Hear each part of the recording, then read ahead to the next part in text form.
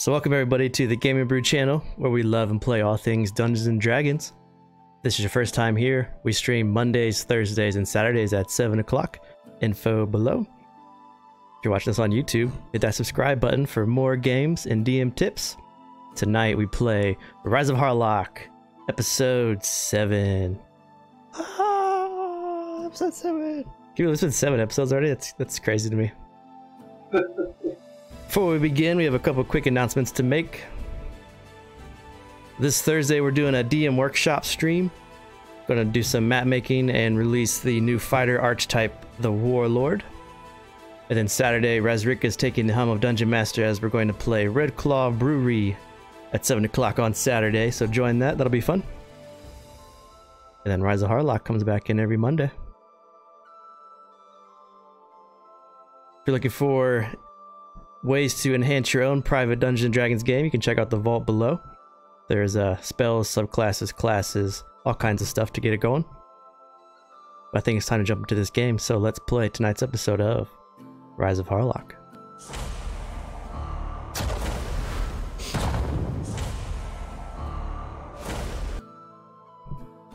Alright, ghosty ones. In our last episode, the group left the laboratory of the were-rats, where they found Nuala waiting for them. After Nuala led you to another place where she saw were-rats coming out of, she was told to leave so that the group can handle the situation themselves.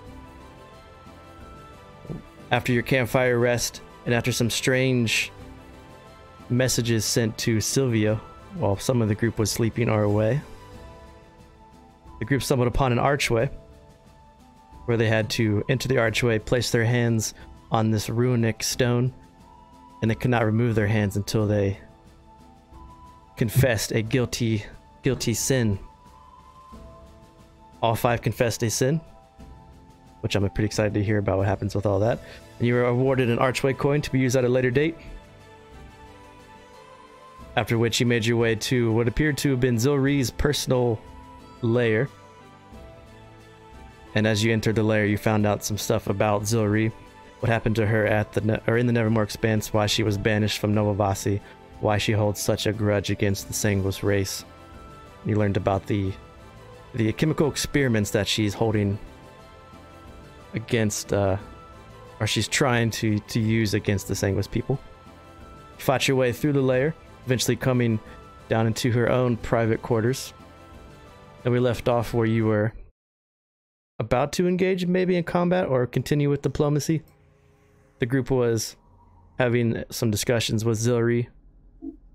She wasn't as open and susceptible as some of the group might have hoped, but she had just drawn her hand crossbow, and her hand crossbow looks to be, when she pulled it out, it's a very ornate, well-made crossbow, and it has this green vial that's attached to it where the crossbow bolts would come from. And she pointed it at Yuska, as Yuska was talking about how what she's doing is not worth it and how she's killing the land. But she proceeded to tell him she didn't care. So we pick up right when Zilri pulls her crossbow out, pointing it at Yuska. Not yet firing, but tensions are extremely high. So ghosty ones, what would y'all like to do?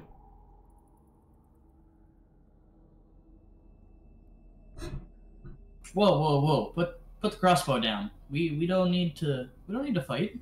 We need to fight. We can talk to Seth. She holds down, her eyes are darting between the 5 of you. The flesh golem takes a step forward. Sylvia, she's killed people. She tried to whisper. She has, but that doesn't mean that we can't try and, reason with her. Killing people is bad. Bad people need to be taken care of.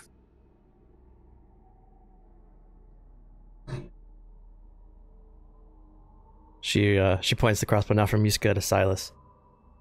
It was your kind that took my mother from me. You're all the same. We're not all the same. You want proof? She spins her crossbow towards Sylvia. I take off my cowl and show her that I'm Ashen. This might have been the first time the group has fully seen Sylvia's ashen features too without his hood on. It's startling. His skin is withered and dry and cracked. And you see now why his voice has that deep raspiness to it.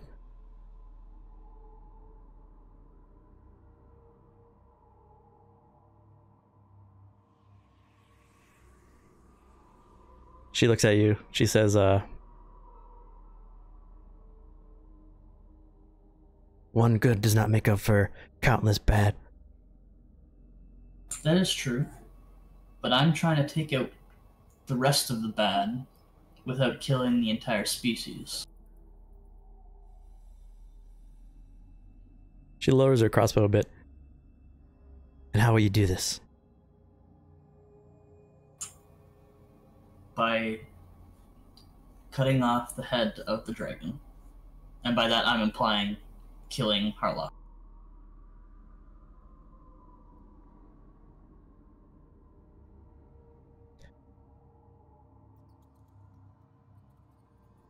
She lowers her crossbow the rest of the way. Puts it at her side.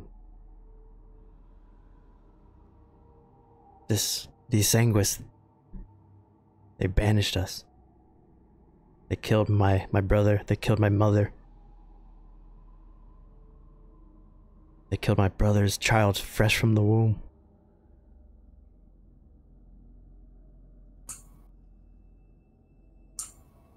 I don't doubt that, but that doesn't mean that the entire species has to die. The people who did it were only under orders, trying to live their lives as well.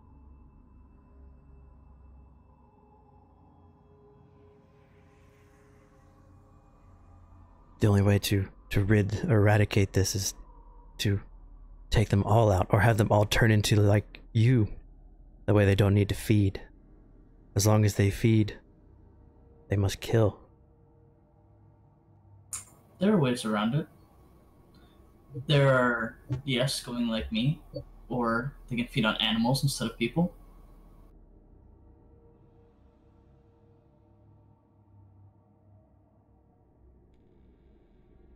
Make a persuasion check.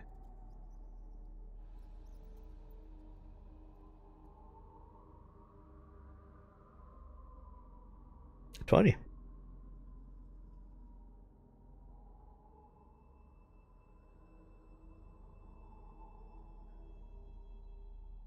My concerns lie with avenging my family and making sure that my clan has room to grow and prosper.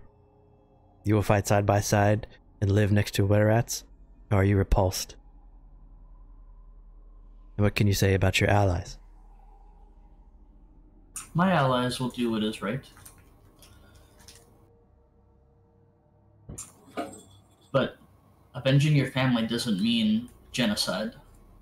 It means killing the people who are responsible for the death of your family, such as Fernand. As long as this blight is clean, I'm okay with whatever solution we decide on. But she killed Bairn.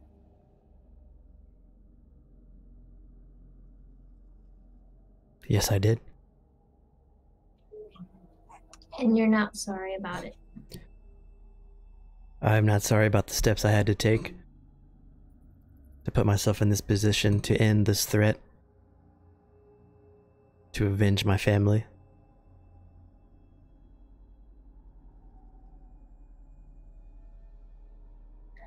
That's How about- not really good.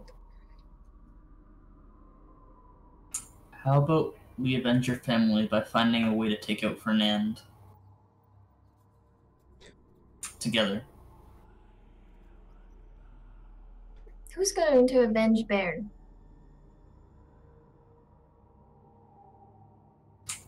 That's a good question, but we can worry about that after Fernand is dead.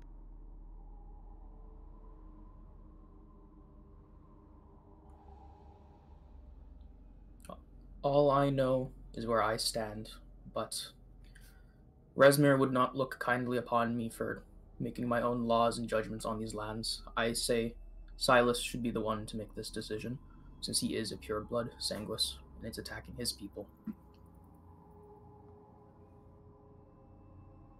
I don't know if I'm equipped to make such decisions any longer. I kind of heard you, but your mic was pretty echoey. I don't know if I can just say that. Okay. You sound like you're in a bubble. Silas is trapped in his own cage of emotions. Ah!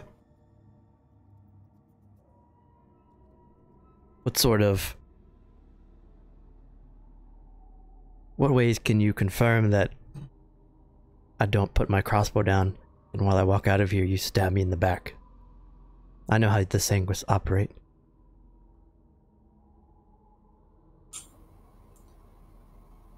Because I don't plan on just killing Fernand.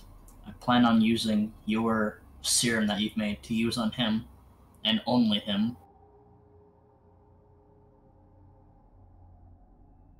Interesting. She motions to the flesh golem. He takes a couple steps backwards towards the pot. And as she does, she takes her crossbow and she puts it back on into her holster on her side of her hip. She takes a couple steps up to the pot. Not only Ferrand, but Leandro Rorth. Both must die. And anyone that steps next or stands next to them against us. Hold on here. This vial, this elixir, whatever it is, needs to be injected into a human to use. I don't feel too kindly to using my people as a weapon. Especially if it requires them being killed in the process. Or at least enslaved. Can we not just inject them directly? Ask Zilri.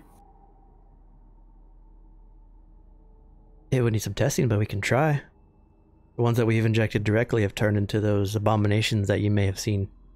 We've have caged. If we can get close enough, it is possible, but William Ferrand will not leave his home, and Leandro Rorth is, I hate to admit this, but he is very powerful and has many allies in Nova Vasi. They hunted us with ease when we were first pushed out. And when Ferrand learned of my brother's deceit with his wife, Leandro killed almost half of my clan getting his way to my mother. You've run with him before. I'm sure we could slip it to him as well. But I think we'd have to do Ferrand. I think we'd have to do William first. Slip into his castle somehow. So we're going to turn this bad person into a really bad creature. Yes. And then we're going to kill it. No. If you ingest him and leave him alone for some time, he will eventually die. Will Yeah. he be in peace when it happens? Like, will he hurt other people? She gives you this like really cruel smile. He will suffer greatly. I mean, that's okay. We could also just wait for his own people to come in and kill him.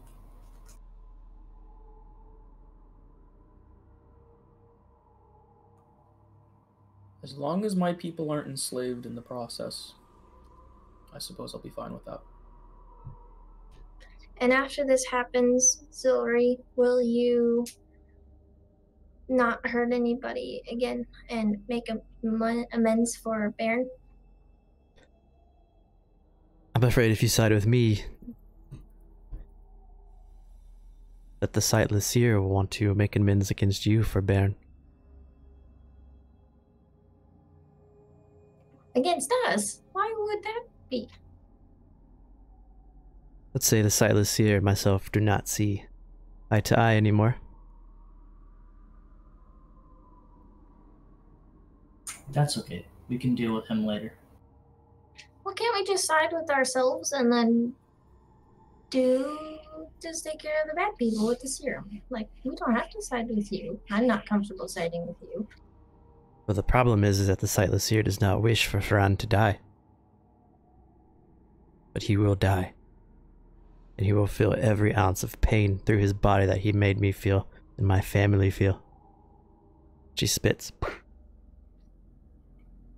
No doubt, even if we did kill him and he was okay with that, using the potion would probably force our side. He would not look kindly to that.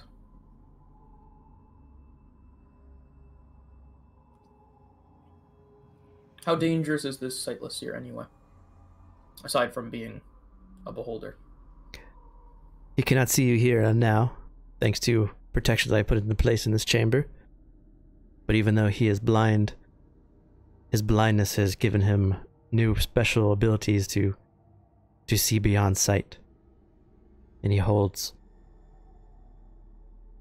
many powerful allies within the area. We can deal with whoever needs to be dealt with. We're a pretty capable group. Well, with that I have no doubt. I thought the Sightless Seer was a part of the rebellion in the mountains. Why would he not want Ferrand dead? He says he's part of the rebellion. But as long as there is some sort of rebellion that does not grow too large, then Harlock will avert his gaze. And he knows this, so as long as he keeps the rebellion somewhat large to give him power, but not large enough to attract attention, he can rule peacefully. And he's a very paranoid beholder. Whenever anyone gets too close to doing what must be done, he makes sure to end the rebellion himself.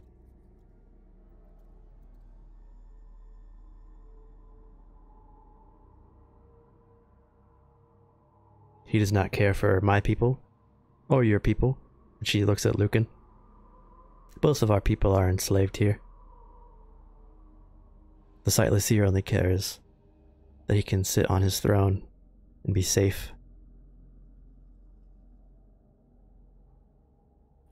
Well, if that is true, then he wouldn't be much of an ally. If the Sanguis are okay with this plan, and I point towards our Sanguis, then I suppose I will be as well.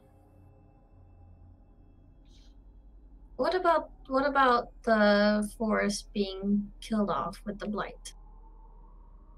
Should look at Zilri. As long as more of my concoction is not administered into the water supply or into the surrounding areas, I'm sure it will heal itself over time.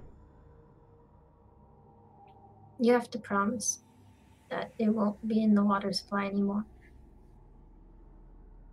If the deed is done, then this term I can agree to. You have to say it. Then I wish to also ask for a promise in return before I do. What is it? Once they are gone, my people can return to Novavasi. And whoever you decide to put into a leadership position for the city, that we have say.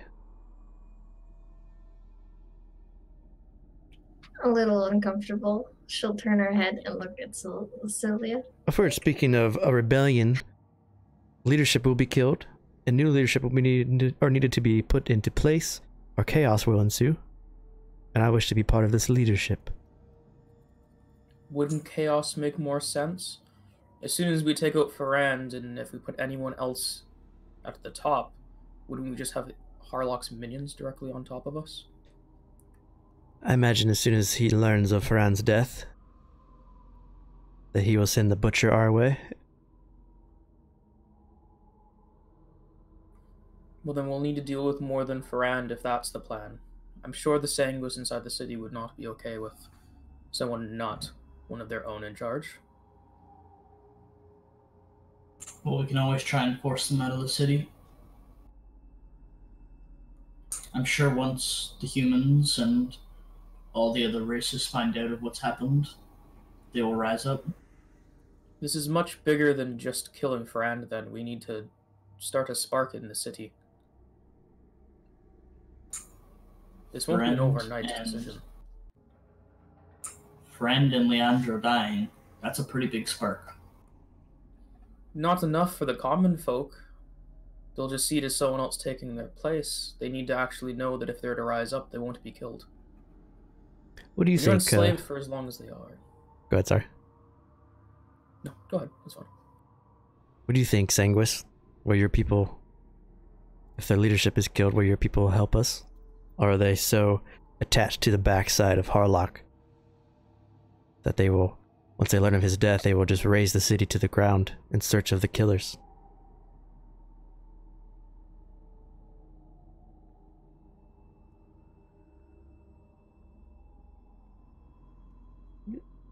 No, I can't hear you. Yeah, you're muted or something.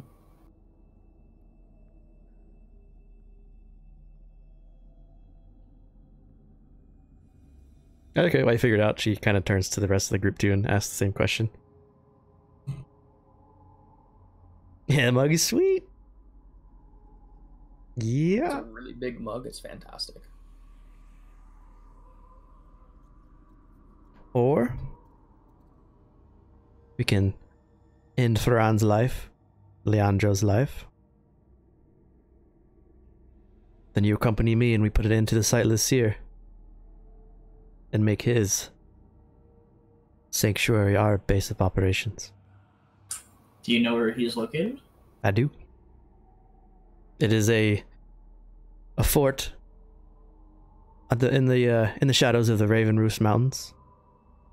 It is a little journey to get there, and it is a little perilous, for the Sightless Seer will see us coming, and he will do everything he can to stop us. Let us deal with one threat at a time. I would prefer staying in Nova Vasi if possible. Marching towards that fort would be leaving everyone inside that city at the hands of enraged Sanguis. I agree. We should deal with Ferrand and Leandro first. Well, as then go from there. soon as Ferrand is killed, and if the Sightless Seer sees you administer the poison, you will not have much time before he is coming to put an end to a claim against the status quo.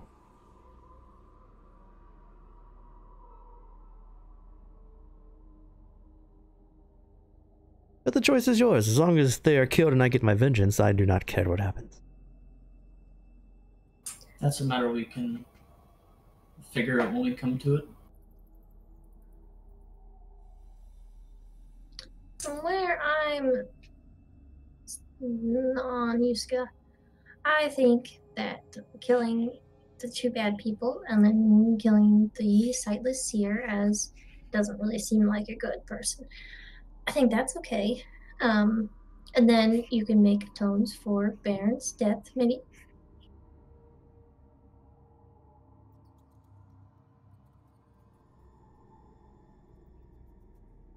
You have much love for this merchant dwarf.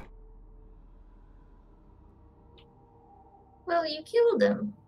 And he was nice. And you aren't sad.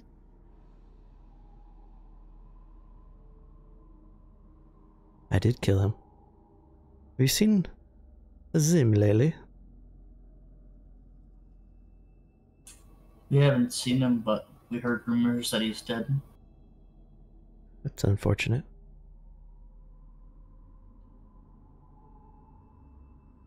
Was it Leandro? We don't know who killed him, but we were looking for him. Make a deception. Couldn't find him. Sorry, deception? Yep.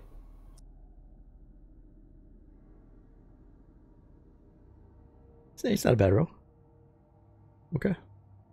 She looks at you like she's trying to decipher if you may be lying to her or not, but you can't get a read on her if she can tell or not. She kind of looks at you and then she looks towards the rest of the group.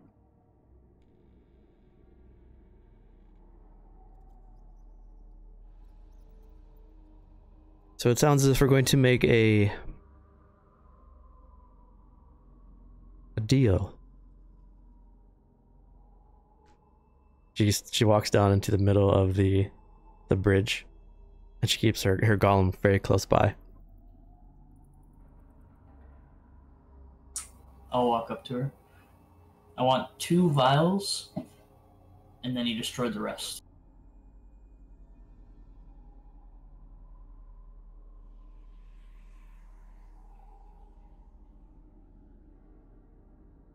She kind of eyes the rest of the group.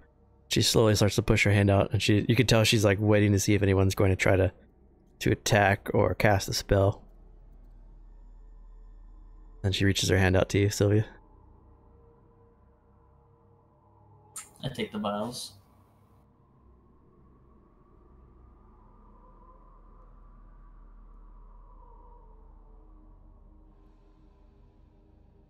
And I'll walk back.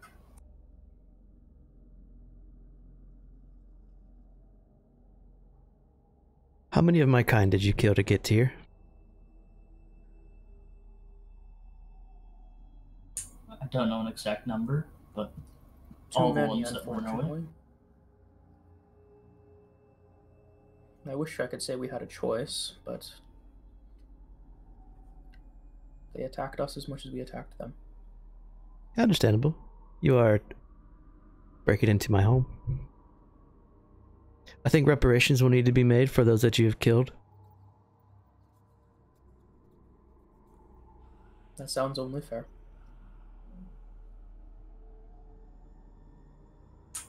What are these reparations that you would suggest? You all don't look like you have coin in hand.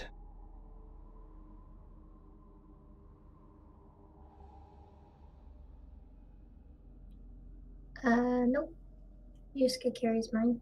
One thing that we water rats do for reparations is we inflict pain on others. Or we could put this at a later date to be chosen later. But we're not were-rats. Why do we have to be in pain? So you choose the latter. Can we choose this at a later date so that we are strong enough to defeat our enemies? You'd like to have pain inflicted upon you as reparations. Well, what's the other bit? In the future, if I am in need of assistance, that you will grant me this assistance without question. For what is deemed worthy of the lives that you took. Which I'm sure once I make my way upstairs, I will be able to see and count the bodies.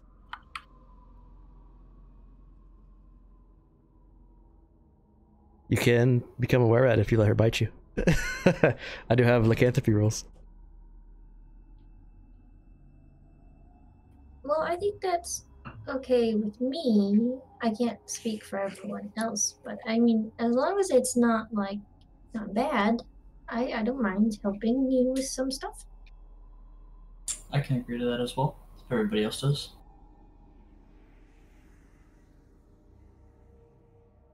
But it can't be bad. You may need to kill someone.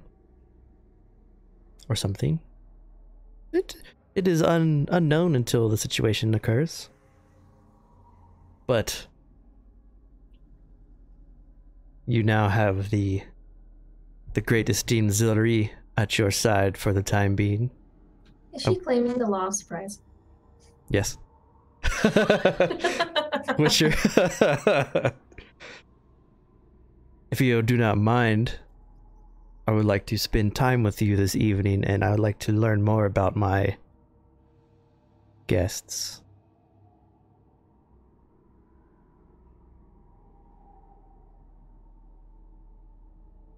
That's up to the rest of the party. We I can. see no harm in that. She leans to her side. Virgil, make porridge.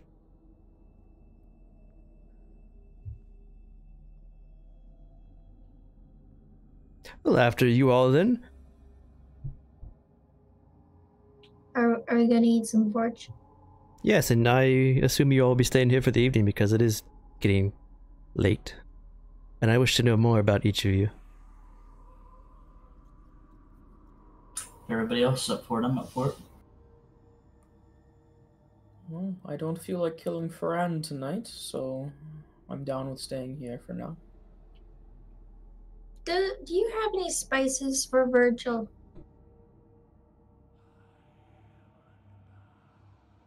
None that you would assume is a spice. Fortunately for you, were rats aren't very culinary.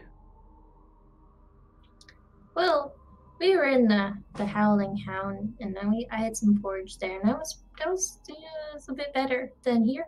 So I thought maybe you could try to recreate that one. What if you can let Virgil know the recipe? If he fails, we'll beat him together. No. I don't want to hurt Virgil.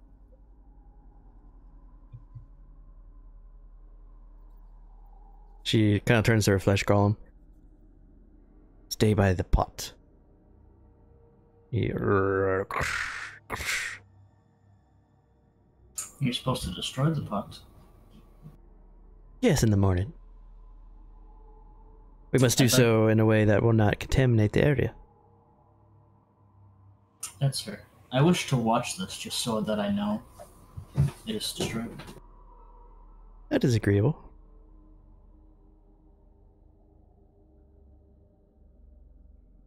Remove the fire under the pot and let it cool, and you see the golem walk over.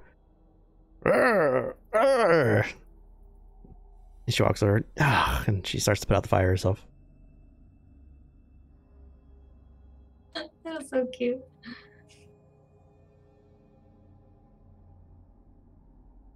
Now, come with me upstairs. We have much to talk about. Once the pot is cool, we can destroy it. Fair enough. Okay, that's fine. I'm gonna throw all of you guys upstairs. Yoop. Hey, Virgil. How you doing? We're okay. Master say I gotta make porridge or you gonna beat me. No, can I help you? She looks to Zori. Zori. Okay. Okay, let's go to the kitchen. I can't cook.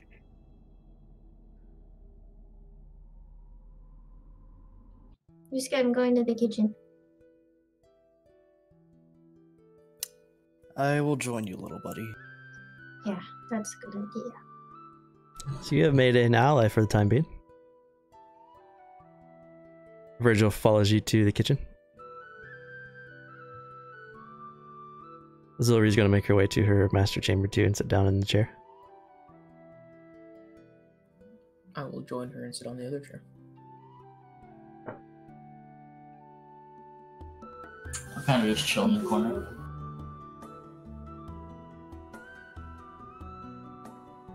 She walks into the room, and as she sits down, she says, 6. She opens up a little journal and makes a note. And then she closes it, puts it in her pocket.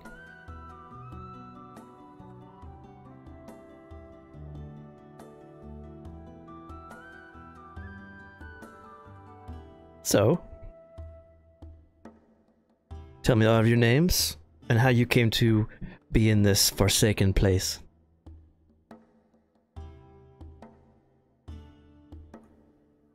My name is Lucan. I am I'm here to spread some light upon this darkened place. It is greatly needed here. Well, that's what Rezmir thought. So at least you have that in common. All three of us do. My name is Sylvia. You don't need to know why I'm here.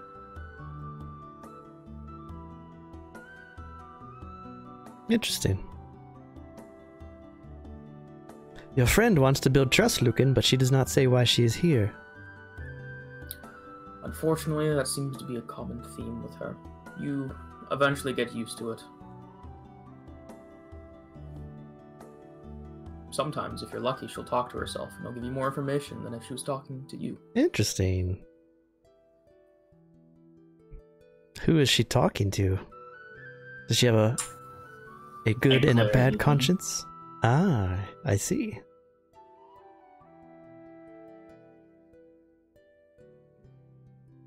In the kitchen, Virgil is flapping his wings, and he has a pot, and he has a this big wooden spoon in his hand, and he turns towards Eek and Yuska. I go like this. Oh, okay. Well, I'll go look for some stuff to add into it. And Eek will search around this tiny kitchen for things, and if it looks edible, she'll lick it. If you don't mind, Virgil, do you mind if I help mix and cook the porridge as well? He flaps over to you and he hands you the pot and the spoon. And inside the pot, there's nothing. It's just an empty pot. He's been going.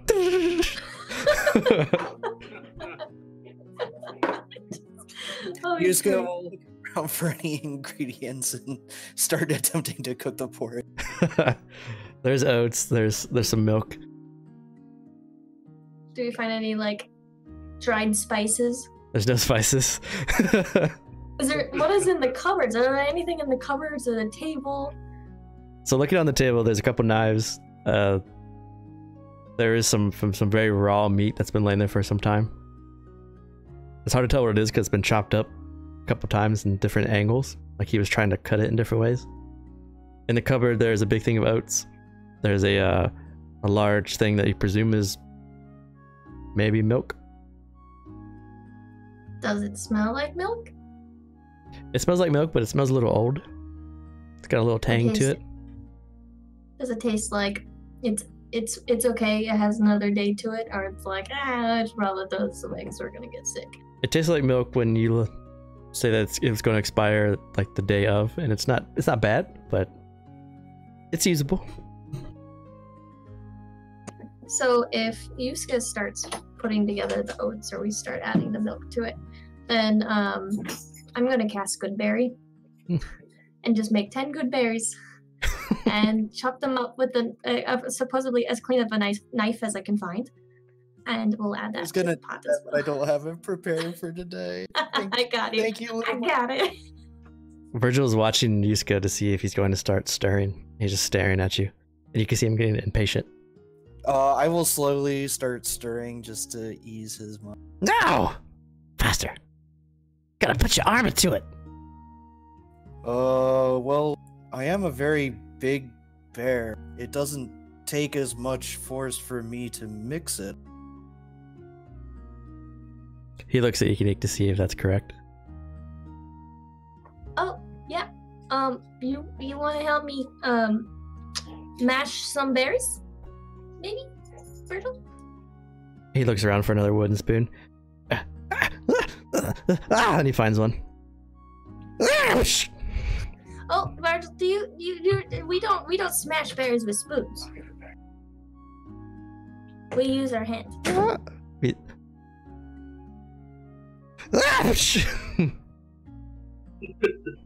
Just imagine there's lots of berry juice just on the counter. Just smashed up berries, and just scoop them all up and scrape them off the counter and put them in try to put them in the porridge. Do you think we need a ration to this? I have a ration in my bag. A single beef jerky. I think that would be a good idea, little buddy. Okay, well, did you taste it? Maybe we should have Virgil taste it, and you should taste it. I think that might be a good idea as well. Yeah. Oh yeah, does he hear you say this? Are you asking him? Yeah, he can hear what I'm saying. I don't eat anything. I don't need to eat. What are you, Virgil? Again. I'm homunculus. Yes, homunculus. You hear Zuri go, homunculus! I'm a homunculus!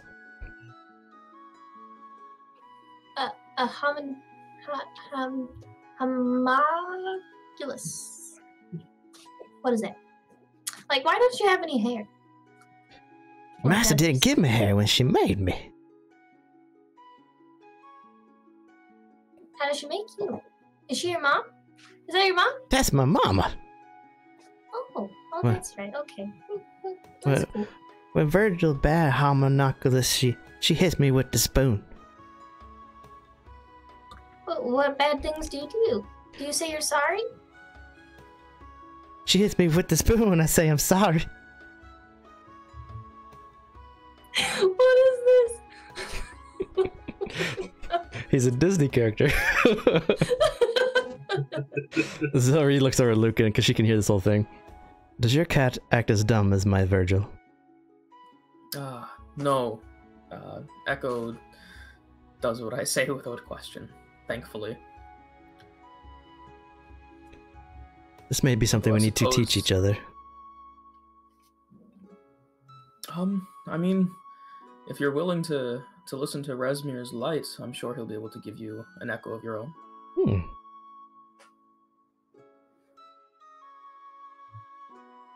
I can't guarantee that it would be able to make porridge as well as Virgil can, but they can definitely do some things. Would Resmir accept someone like myself?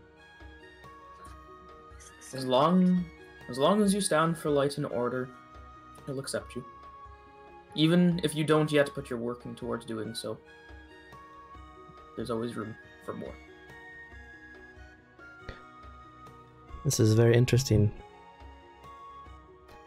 Something with being a wet rat is it pulls you towards chaos. It's almost like a fire that rages inside you that makes you want to do things, but I'm open to the possibilities of change. I think that has more to do with being mortal than anything, and making an impact before you die. Anyone can fight those urges, if they're willing to make that sacrifice to do so.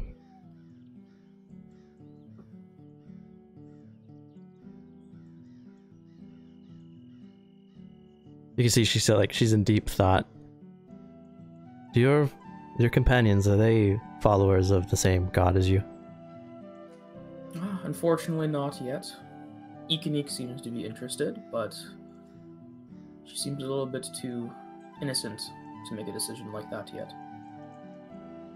I'd be more interested as if the two behind me that are on the lookout, I suppose, are interested. What did you say about me? I said you're very tiny, but very strong. Well, Yuska's strong, but that's okay. Have you ever heard of a Just sanguis? trying to be nice, little boy. Have you ever heard of a sanguis accepting light and law? Not that I've heard of, but that's mostly because the light hasn't been able to breach into the Nevermore expanse yet. That's why I'm one of the many emissaries to attempt this, and hopefully I'll be one that succeeds. Would you like to play a game? What kind of game do you have in mind? She turns her chair so that she can see Lucan now and Sylvie and Silas. Why don't the two of you accept light and law? She calls out towards Silas and Sylvia. Your friend has made a very strong case for someone that's trying to end the corruption here.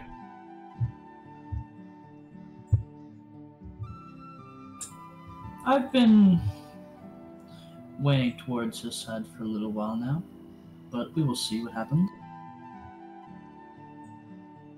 Silas's mic's fixed. Oh, there you are. Thanks, hopefully. That sounds good. It sounds good. Yeah, I almost broke my USB port off. I'm here to atone for things I've done in the past. That is all.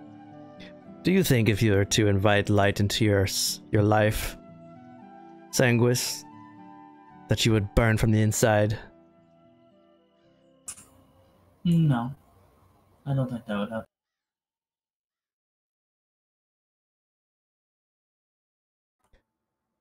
Resmir doesn't Later we work like talk. that. If you're willing to make the change, he'll accept you.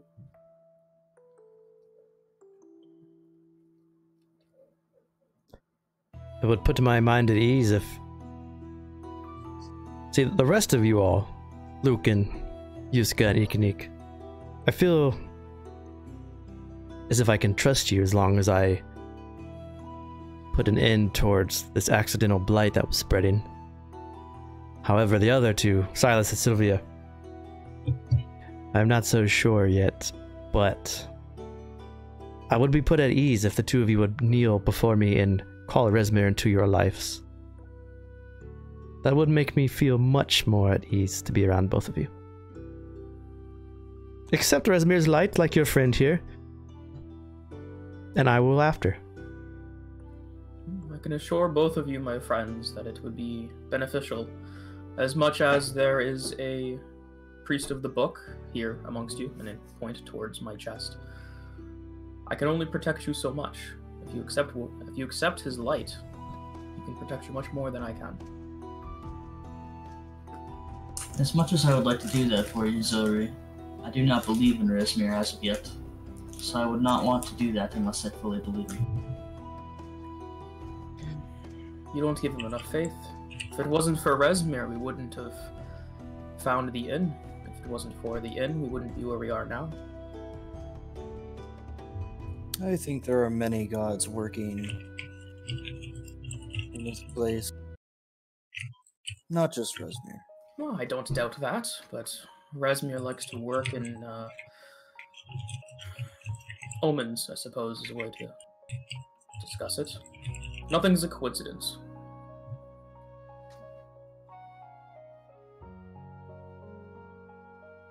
After all, was it not a wolf we found before we entered Novavasi, and then shortly after a tavern? Named the Howling... whatever it's called, the Howling, I forget. It's been 2 weeks. Howling Hound? The Howling Hound. If that's not an omen, I don't know what is. A hound and a wolf aren't the same thing. Closely No, related, they're both yes. canines. They're quite close. Much closer than if we had seen a lion and then a hound. Not fair. I just seem to think that we were in the middle of a forest. That's why we saw a wolf, and then we just happened to go to that bar. You saw a Don't want any of wolf. Do you think a wolf is leading you on the path of anger and Harafer? Are you a Harafer follower, or do you just not follow deities? I do not follow DTs. Rawfair.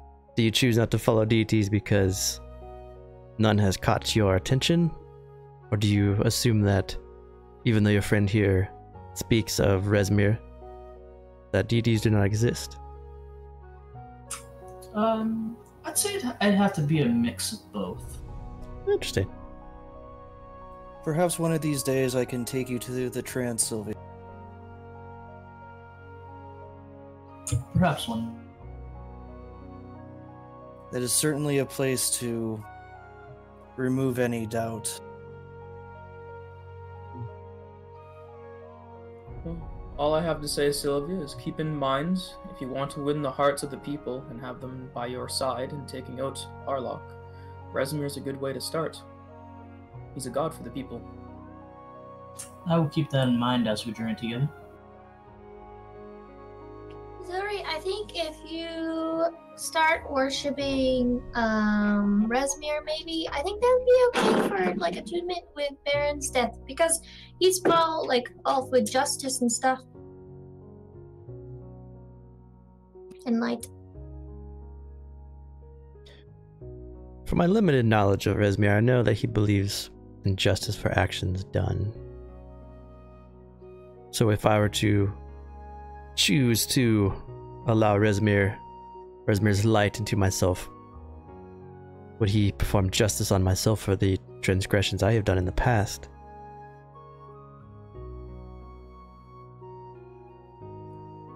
As much as Rezmir is of justice, he is also kind-hearted. I can't say you'd get away scot-free. There would be an atonement, but I'm sure it would not be that strong. No different than us paying back for the harm you've done to your people. This sounds agreeable. I still would much rather one of our Sanguis brethren to accept his light just for my reassurance. It is very difficult for me to sit in this room knowing that the same race that killed a newborn child, I must now pledge allegiance with to kill others of their same kind. Maybe you guys can do it together.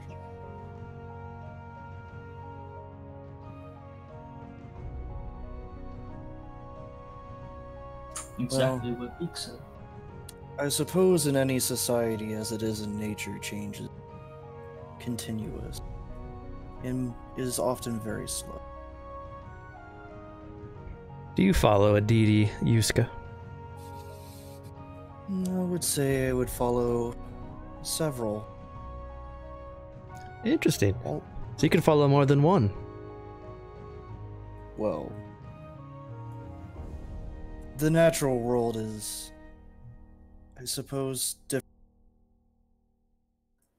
different deities over different domains of the and as a druid, it is my purpose to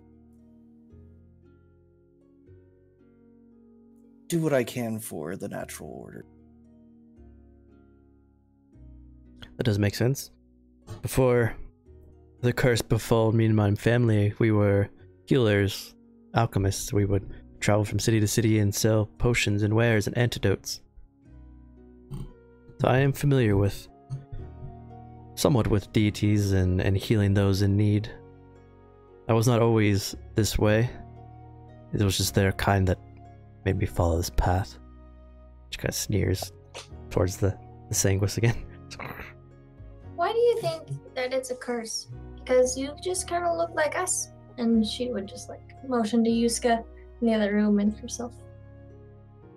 Something that I've learned is that when you catch this lycanthropy, depending on which strand that you catch, you can learn to slowly master it and become better with it. You can use it to your advantage. You can change your shape at will if you wish, which I can. But others don't take to it as well, and that's why you might have seen some of my brethren a little more savage, a little more primal, because they have not been able to come to terms with what they are. Here, I'll show you. And she starts to, and her hair starts to recede, and she becomes this very beautiful Nolaman half-elf. She has half large ears, black hair that goes down. It looks kind of like her mother's statue portrait. You put her maybe mid-80s. She's somewhat older for a Nolaman, but she's very beautiful. Dark eyes. And in this form, she gives you a very one of those smirks that she knows she's beautiful because of what she did. My parents performed the ritual of Iswa and became Nolaman and passed it on to myself. Wow. Was it painful? For them, I'm not sure, but for me, I just came out of my mother looking like this. That's fascinating. So why don't you take this form all the time? A couple of reasons, partly because when we get closer to a full moon, it is much more difficult to take shape. I'm somewhat mastered, that's why my features are a little more friendlier, but I am not a full master. You may come across lycanthropy in the wild and not even know they have the curse, but when the moon is full, I cannot stop the change. And for other times, it is easier to, let's say, control those around me if I can relate to them and they can see my appearance this way. Fair enough.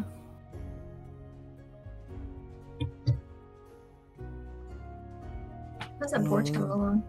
Not to change the subject or anything, I guess to go back to a previous part of what we were talking about.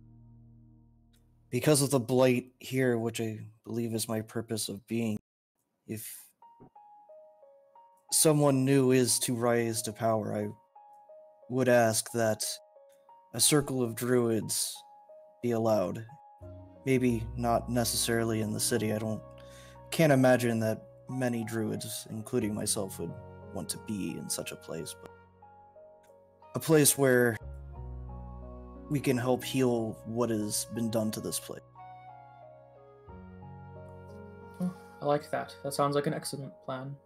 I'll help that happen, as long as you promise that you'll help me rid out these cursed religions in these cities and let Rezmir's light protect their walls. Well, I mean, the gods of the trans, especially, should also be revered. No, of course. I'm not saying that Rezmir is greater of the two. I'm just saying if your circle guards the forests, then the men and the people within the city must be guarded as well. And it's not as easy for city folk to worship that which they don't know. Yeah, especially Theriel, he's difficult. You're not from one of the Theriel fanatics in the Brimai Timbers, are you? No. You do not wear the stag helm across the skulls of stags on your head, so I did not think otherwise, but... I mean, as all followers of nature, I respect and revere Theriel. He can be rather extreme.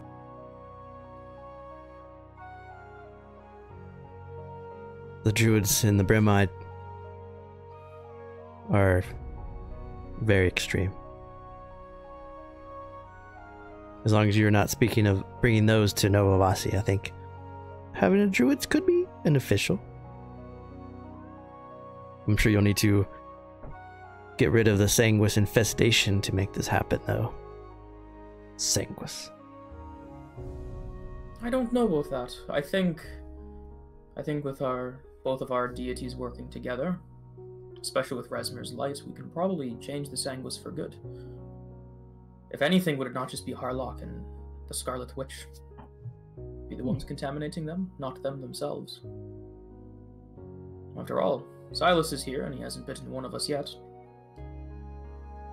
I can squint at Silas because I'm not really sure if he hasn't bit me yet.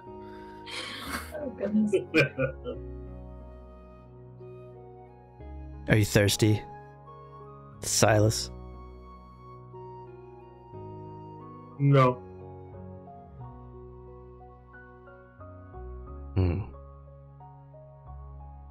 Thirsty boy.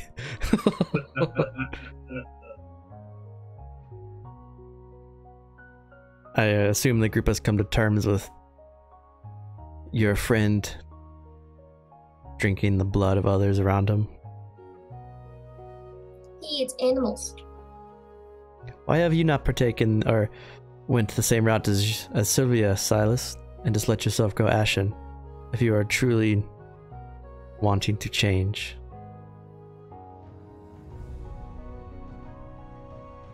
You said I wanted to change. She's gonna turn. Ziegler turns towards Lucan. Do you see why I do not trust these folk?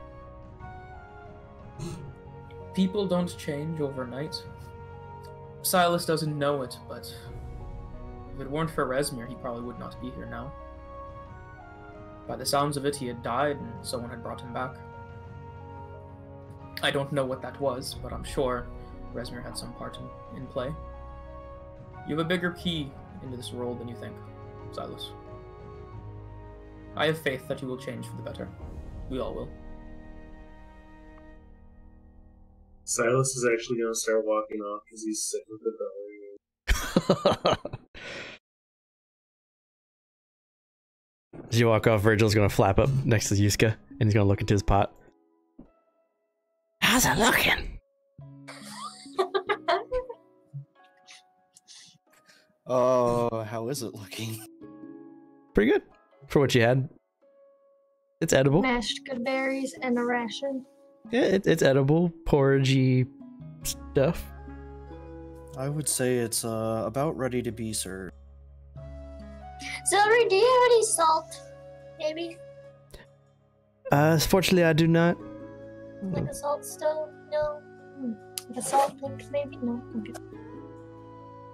We're not much for taste here. I'm one of the only ones that actually cooks their meal.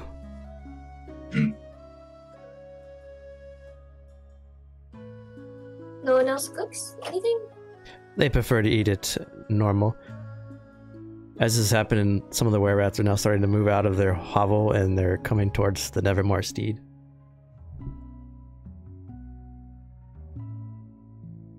Then outside, I'm so glad we didn't kill them then. That would have been bad. outside you hear, "Rawr," and then your steed is, "Rawr." They're like trying to shoot away. "Rawr, rawr."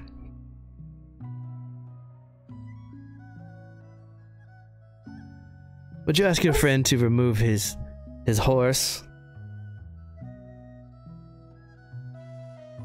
Yeah, I'll go ask him. I'll be back in a sec. And I'll go over to Silas and ask him to move his steed. I'll summon it. As you walk out of the room and unsummon it, Zuri motions her hand at the door, closes the door. Are the three of you sure that we can trust them? They are bloodsuckers. Do you even trust them? Yeah. I slept with Silas in the same room with me, and I was fine. How do you know? Do you see any marks on your body? Look for any puncture wounds around your neck. I can't really see my back. Yuska. They are not perfect, but... And Silas might be rough around the edges, but they mean well. As long as we'd been with them, neither of them have attacked a sentient creature. Rats and squirrels, I think it was, so far. I will not hesitate to do what I must if I feel my life is endangered by them.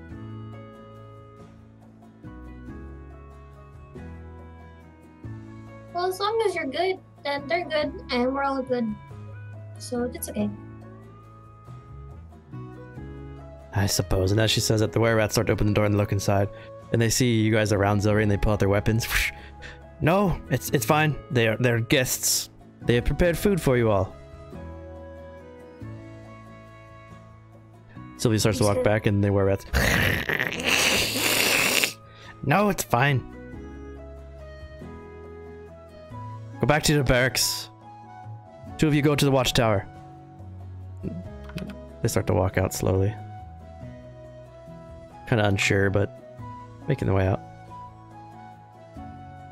He quit leaning close to Yuska and said, Did you try it yet? I'll try a bite of the porridge. I think it's good, little buddy. The good berry helps immensely. Yeah, okay.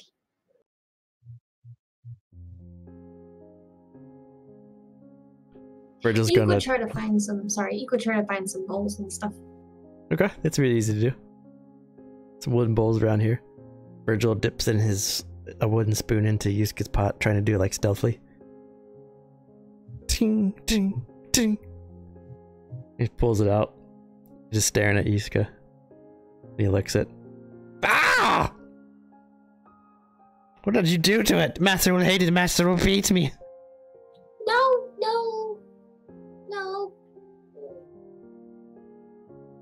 He starts to fly away. Virgil, where are you going? It's okay. He could come out with bowls. Don't mind him. He's stupid. I think he's nice, but you probably shouldn't beat him anymore. Well, how else is he going to learn?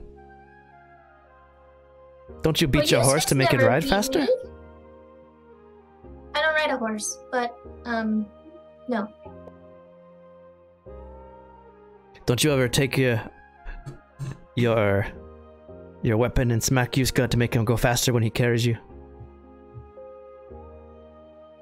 Yuska's eyes. You should try this. It might make him walk faster. Well, he already walks faster than me, so I think it's okay. Yeah, I'll show you. Virgil, come back. And Virgil starts to fly back in. Get me a bowl. And she smacks him on the back with her I crossbow. want to try some. I need to stop him. Give me a bowl quickly, please. if I can do anything. Please don't hit him again. I think he's fine, and that was unnecessary. I want to cure wounds on Virgil. Okay.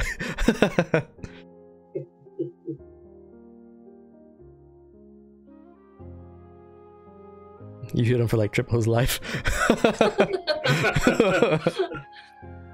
Ikanik is very worried, but she's just placed the bowls on the ground and is trying to help little chubby Virgil. He flaps the bowl over and gives it to Zilri, and Zilri tastes it. It's good, Virgil.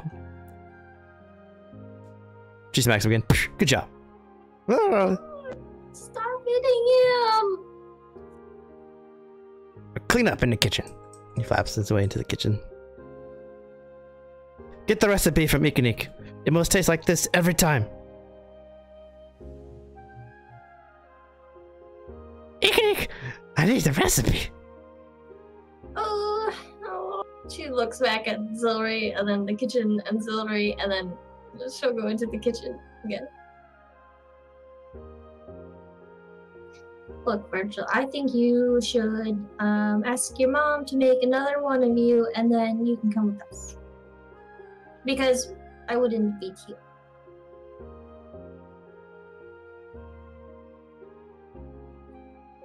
I don't know how. I'm seeing there's a range. Oh no! Oh, there's no range.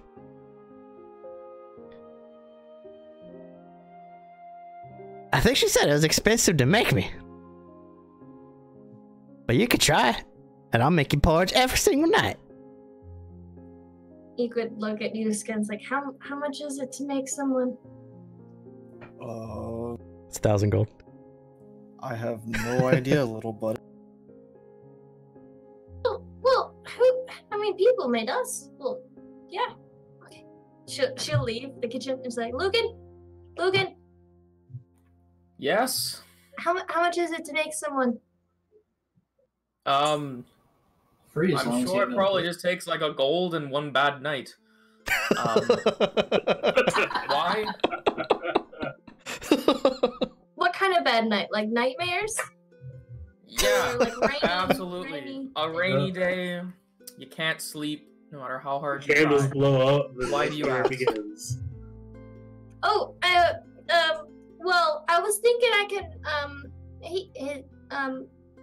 and she'll just go into the kitchen. Okay, Yuska. Lucan said it cost 1 gold and we have to have a bad night. So, like, oh, he's gone. He's gone! That's probably for the best that he's gone. I go over to Nick and I say, all it takes is when a mommy and daddy are very happy together.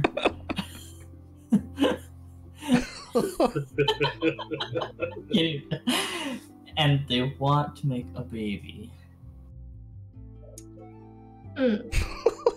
Okay, well... Hey, wait, no, Sylvia, come back. Sylvia. You gotta ask Zilri if she wants to make another baby with Virgil's dad. I can give a gold piece. You can ask her. She kind of scares me, cause she might hit me too. She won't hit you. Don't worry. Well, I don't want her hitting Virgil again, so I think you should ask her. She doesn't really trust me, so you should be the one to ask her. Oh, that's true. I think she likes Lucan. I want to go ask Lucan. Okay. She walks out of the room. Says, Lucan, can you come into the kitchen, please? Aren't there 3 of you in there? How hard is it to clean the kitchen? As he starts to get up and walk towards the kitchen to help. Virgil doesn't exactly clean. He just kind of stirs stuff. Zuri looks over at you. She starts to reach for her weapon. She stands up. She walks into the kitchen. She peeks in. Zilri? Virgil, are you not cleaning appropriately? No, he's She puts her little body trying to go against him even though he's flying.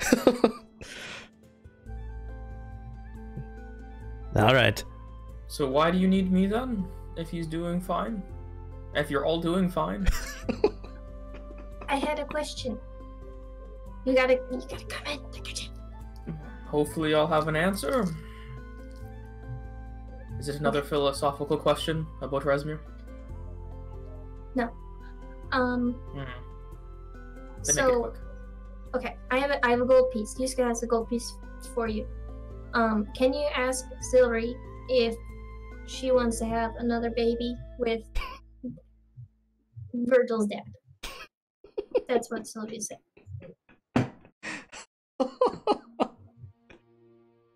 I I need don't somebody know. to clip this, please. The creation of Virgil. I hate to break it to you, but I think Virgil is a special case. I don't think it's as simple as just the standard meeting and procreating. I think Virgil requires a commune with the moon, maybe, or something. That's you'll have to ask Zilri, and 2 gold is not enough to make me ask that question. Okay, so I think I have this right. There needs to be a bad night, a gold piece, a mom and a dad, and Yusuke can bring the moon. Like he's outside a lot with the moon, and he does praying. So I think we have everything we need. Oh, this is funny. Ikanik. Zilri didn't make Virgil like how you've been made or how I was made. Virgil is like Echo. They're created through magical means, not through physical means. Oh. Virgil, how are you made? I was just all of a sudden here. Well, yeah, me too, but Lucan, can you go ask Zilri how we can make another Virgil so she can have a Virgil, but I want this Virgil. I think 5. I think 5 companions are enough for the road. I don't know if we need a 6th. If you think we do, then you can feel free to ask her. Keep in mind, Well, Zilri owns Virgil. No, you Could she can't not just own technically- someone. I suppose that's fair. You can ask, though. Because I was enjoying my book. Okay. And Lucan will walk out of the kitchen at that point. Nick would stomp very proudly, like a chicken, out of the kitchen and walk towards Zilri with her hands behind her back, like just all sophisticated like. Zilri, I'm here to ask, can you make another Virgil? I can give you a gold piece. I can make another Virgil, but it is expensive. Much more than a gold piece. She would glare at Lucan. Okay, well, I have more gold pieces. Yusuke's holding them. So I can give you those. And, you know, maybe Virgil can come travel with us. And you can have another Virgil. But not Virgil. So to make another Virgil, besides the 1,000 gold pieces that I would require, I would also need a jewel-encrusted dagger, mandrake root, and clay to mold the body. So I can make more like Virgil, but whatever form that I make out of the clay is what he will look like. And unfortunately, Virgil was my first attempt, which is why he looks like a retard. Then you hear Virgil, "What is that, master?" Virgil, you will accompany me and Sylvia into the basement. We will dispose of the remaining concoction, and then I will go to bed. This is agreeable, yes, to the rest of you? Yes. Yes. Are we staying the night or are we leaving? I'm gonna look at Sylvia for that. We should probably stay the night unless you guys want to travel in the dark. I'd prefer not, but I don't know if you have space for us. As long as you stay in this chamber, you'll be safe from the rats, for they get a little cranky during the night, but just lock the door. My chamber is upstairs. But you're welcome to stay here by the fire. You may wish to bring your other companion into this room before you lock the door, just to be safe.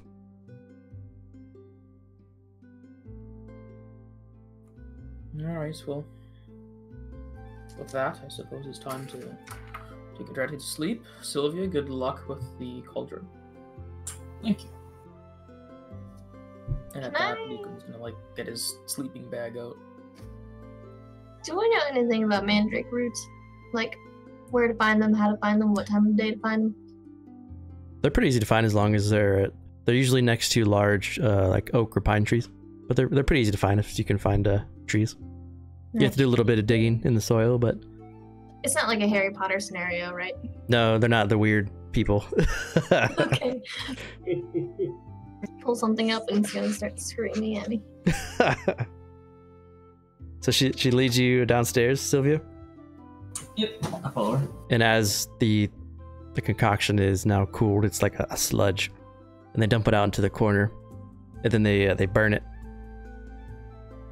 And it takes 10-15 minutes, but as you watch the flesh golem, once she catches the sludge on fire, the flesh golem gets kind of scared and he backs away a bit. But he holds his ground for the most part. Then the sludge burns away. It leaves a black residue, but the ash kind of goes with the wind. Yeah, flesh golems are like Frankenstein. Scared of fire. Fire bad. She leads you up back out of the cave. And then she bids you all a farewell, and she heads up to her room with Virgil following. She goes up to her chambers. So now the 5 of you are inside her lower, like her living room area in this place. And the night is your own.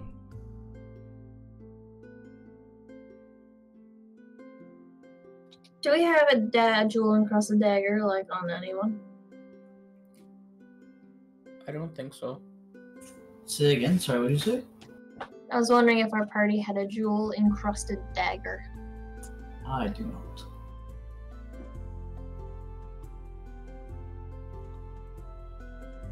Ika's gonna try to find a jewel or a jewel encrusted dagger everywhere throughout this tower.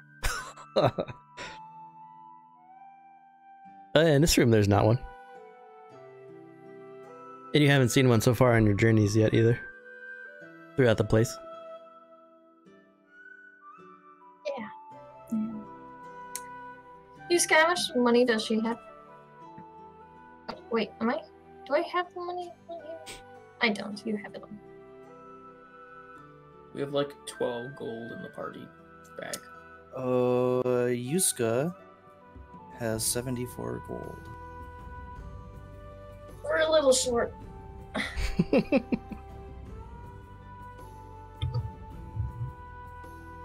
Just a touch. Eek is very clearly trying to concoct a plan. She was very silent and kept to herself.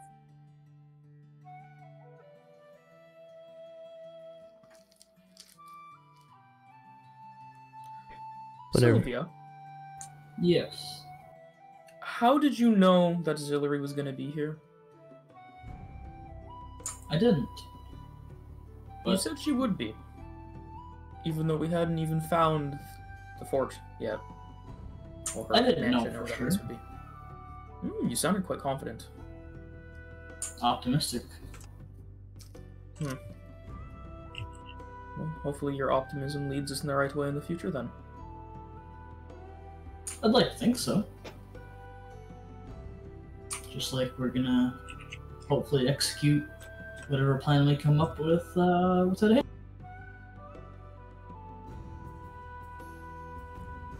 Yes, let's make sure that we execute it in such a way that none of us or any civilians die, though.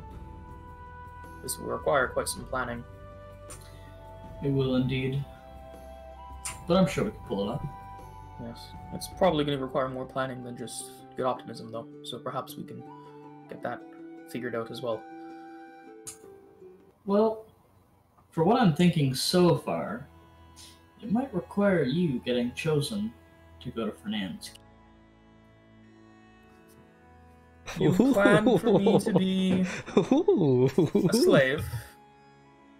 Well, I don't want you to be a slave, but you're human. Nor do I. And it might be our only way to get in through the gates.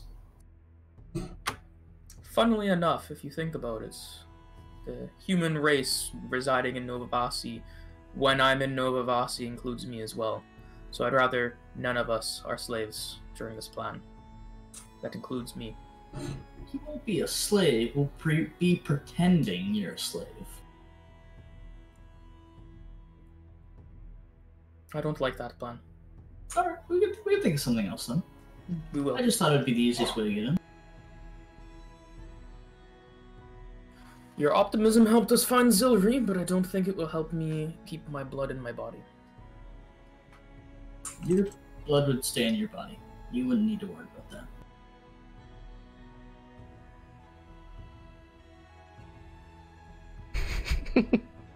Just sort of waiting on here. I want to hear these plans. How you gonna get to them? So instead of using me, what else could we do? We could use Ikanik or Yuska, but their blood isn't as favored as humans. Hear me out. This might sound a little over the top, but perhaps we don't use someone as a potential slave, and we actually just maybe sneak into the fort, or find a way to get him out of his fort. Something that doesn't involve the potential death of one of our own. Oh, What? I have it. So, what if we go up to them and say that we're adventurers and we will take care of their silver problem? And then we Wait. talk to them. We could do that, but if they don't let us in, then they'd be aware of our presence. Well, I mean, we wouldn't attack them right away, so we won't be a threat. Perhaps we could talk to Zilri in the morning, find out if Hazim had actually done that bounty of going inside his mansion and clearing out the ghosts or whatever it was. We can't go in that mansion. Why not? Is that not where Ferrand is? No, that's the Burgo guy. But if we gain a favor with the Burgomeister, then perhaps that's one step closer to our goal. Yes, but he knows who I am, and that'll blow the whole thing out of proportion. A voice rings out in Sylvia's head because you're not in that protected area anymore. Only Sylvia can hear it. Tell them who you are, Your Highness. No. So you guys Sorry, just see what was Sylvia that? go, no, yeah. Hey, Gilly, what's up? And Ollie, what's up, man? No, sorry, it was nothing. Don't. I was thinking in my head about a plan that might work, but then I told no, and I just happened to. Alright, so far our strongest plan is to befriend the Burgomeister and find a way to get into the fort from there. No, we can't do that. We'll all be enslaved. Guaranteed. What if we just make you look not like you? I've been doing that for a very long time, and here and there, people figure out who I am. What about that ghost problem? For all I care, the What? ghost would kill him. Oh, yeah. Oh, yeah, juice go, yeah. Oh, yeah. Tell them who you are. I'm gonna ignore the voice and then just say to Lucan, I like the idea of finding no way to sneak in. Have you been inside the fort before? Have I been in the fort before? Hmm. No.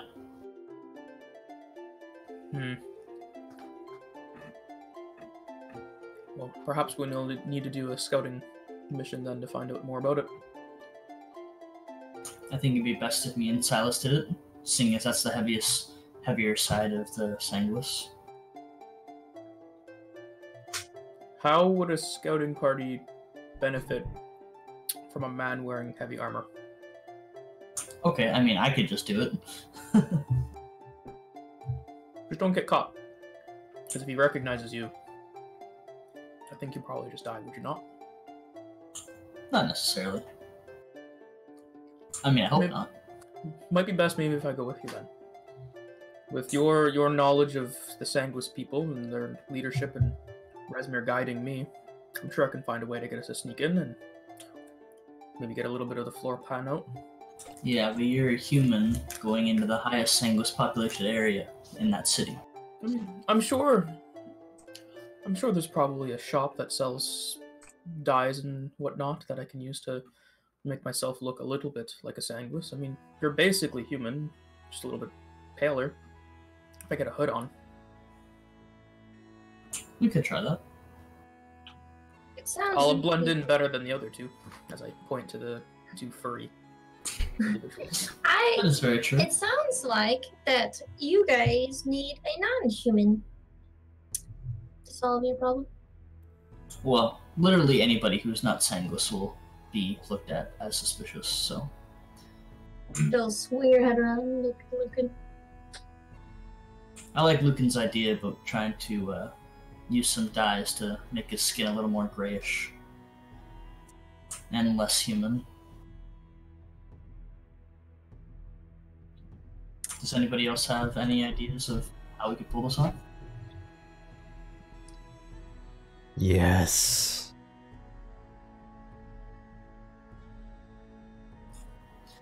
Such as? You hear him say such as out in the open. Wait until Zellery falls asleep, creep up the stairs, and end her life, and I will assist you. I choose to ignore the voice. So we need to get into this place, but it is a very secure place, and humans are enslaved, and I have not seen another creature like me or Yuska. So we're probably safe. And you said that our blood isn't very good anyway, so... But wouldn't you stand out more? Yeah, but it doesn't matter because they don't care about me. We don't know that.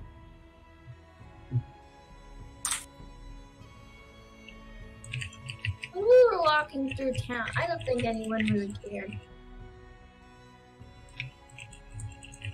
I think that's different than you being in his actual fort if they find you.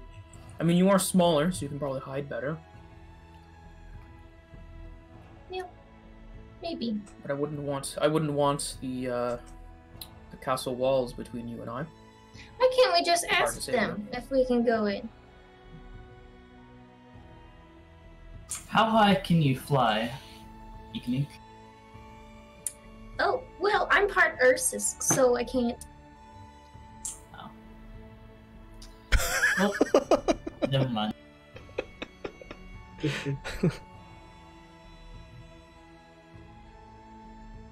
Well, I know they don't take well to your god, Lucan, but perhaps simply asking them for an audience about my druids could get us through the doors. Oh, Yuska, you can give him a seed. I could do that.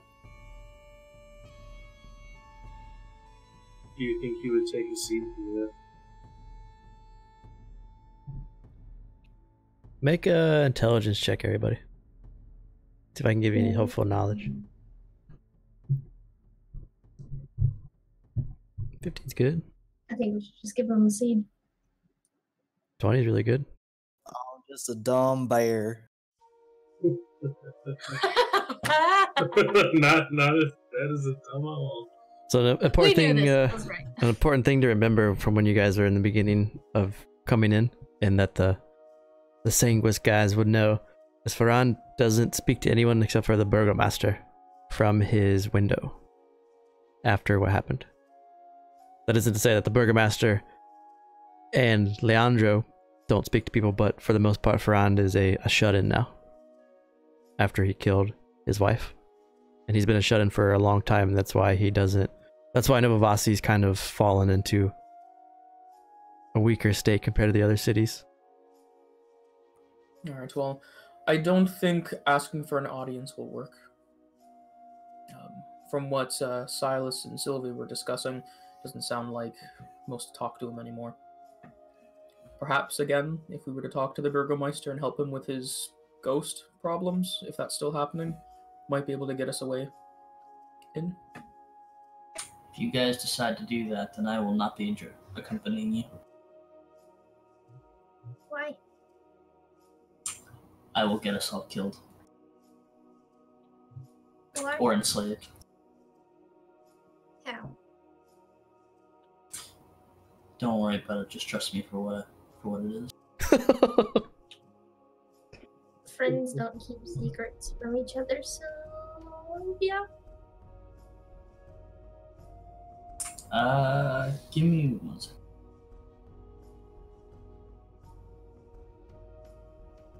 I almost said Silas.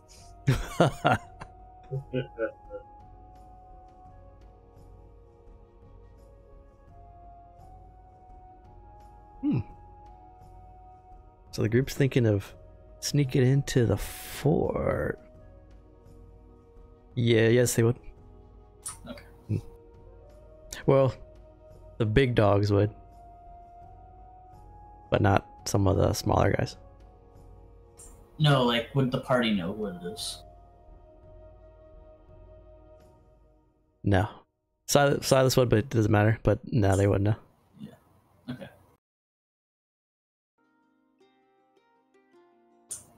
I know that I shouldn't be keeping secrets, but I fear that I would not be welcome here if you knew this secret. Well, that doesn't put much faith into you. You know that, right? Telling us that knowing the secret would make us distrust you more. I know. But for now, you'll just have to trust me. Well, what if I tell you a secret? A couple of us are not even from anywhere here. We don't really have a stake in the society here necessarily.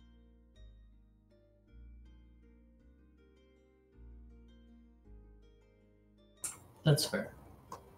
But I'm not ready to tell you who I am.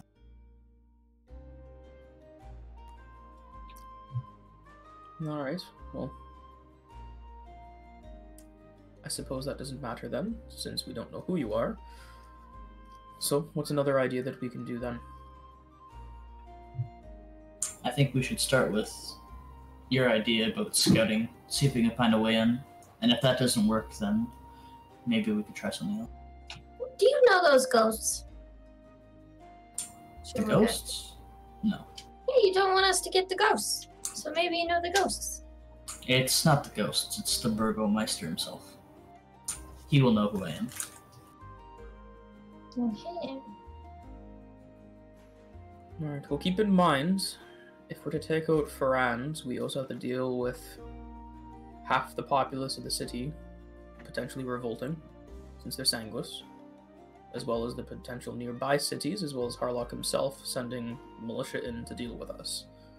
This isn't going to be as simple as sneaking in and killing Farand. If we wish to keep the city liberated from Harlock, we need to have a longer-term plan. Yes. I think that we should kill Farand and Leandro, and then escape the city and move on to the next. While his forces are moving here, we attack another city. And then while we're out of this city, the entire enslaved populace and anything that's not Sanguis gets slain, and then the rivers run red. Not slain, if they actually rise up against. They get hold their own. You think an army of untrained, half-drunken, as in lack of blood, individuals will be able to hold off against a military force filled with sanguis. I think there is. I thought you were from the Nevermore Expanse. I am, but I believe that there's enough of them wanting to rise up that they would be able to hold them off at least for a little while. That If way, that was the case, we wouldn't have to be having this conversation. They would have already started. they're just too scared. I They don't mean, think there there's enough of are them. potentially other allies. As much as I would dislike manipulating followers of Therial, they can be persuaded, I guess, to fight against anything outside of their own. That's fair. Essentially, my plan was to cause chaos here, start the rebellion, and when this city's fighting, they send their forces here, we attack another city, attack one of their higher-ups, and then they split their forces. If this so-called rebellion is to survive, it needs a leader. If we leave, it won't have a leader. Or at least if it does have one, it will have one that we don't have influence on. And we'll lose the city. And then we'll just be bouncing around, killing people with names, but getting nothing done. I think we could get Giles on our side. He's pretty much already on our side anyways. I don't trust him. Nor do I. You yourself said you didn't trust him, so why would we leave the hands of my people in his control? I originally thought that he killed Baron, but we now know that it was Zilri. For sure. That doesn't mean we don't know that Giles didn't play a hand in it. He seems overly confident in his position. That's fair. And your What about change on Tibor? that opinion worries me. What about Sorry. Tibor? The bartender. He's really nice. Maybe he can lead the rebellion. I don't think that'll work. I think he is too nice. I agree with that. Well, we could maybe ask him. Perhaps we should get some rest, and then move on back to Novovasi. Perhaps. And we can discuss on the way. Before I head off for the night, I have one more suggestion. This isn't going to happen overnight. Perhaps if we were to set up small secluded groups under the guise of Rezmir, start the seeds of that religious power, and then using that, we can end up having our people. Nothing's more effective than having a common goal, and that common goal could be Rezmir. That helps my goals as well as it helps yours. I could agree to that. Once we scout the castle and find a way in, we could start doing that, and then have everything happen at the same time. It'll be too difficult for them to protect Farand if they're dealing with rebellion in the streets. Exactly. And Alright. Rezmir on our side will definitely help on that night as well. Sounds like a plan to me. Is that we can discuss the details on the way back to Novovasi, unless anybody else has suggestions. I have a player-to-player question. What do we know about Vakovnia? But who Because said? I have Vakovnia. I have Northern City and Nevermore, and then under it says all blood drinkers must perish. So I don't know if that's related to each other. I don't know if anyone remembers, like Vakovnia. Falk, maybe that's a D, I'm not sure. Maybe that's a V, I don't know. NIA. Volkovnia is a city at the very northmost point of the Nevermore Expanse. It's actually past the capital where Harlock is. That's the city where they send like the almost dead people and turn them into zombies and stuff. Oh, okay. So they don't hold the stance that every blood drinker must die. They are part of the problem. Yes. They get sent to Volkovnia and then get turned. The slaves. Okay. Also, it's literally on the other side of the continent, so we'd have to like walk through all the major areas to get to there. You want to see a map? Will that help you? No, I'm okay. That's all Okay. I want to know. Yeah, I think the only thing if we're looking for other people for help would be Raven's Roost, but that would again be the sightless one. Yeah, that'd be the sightless here. Yeah.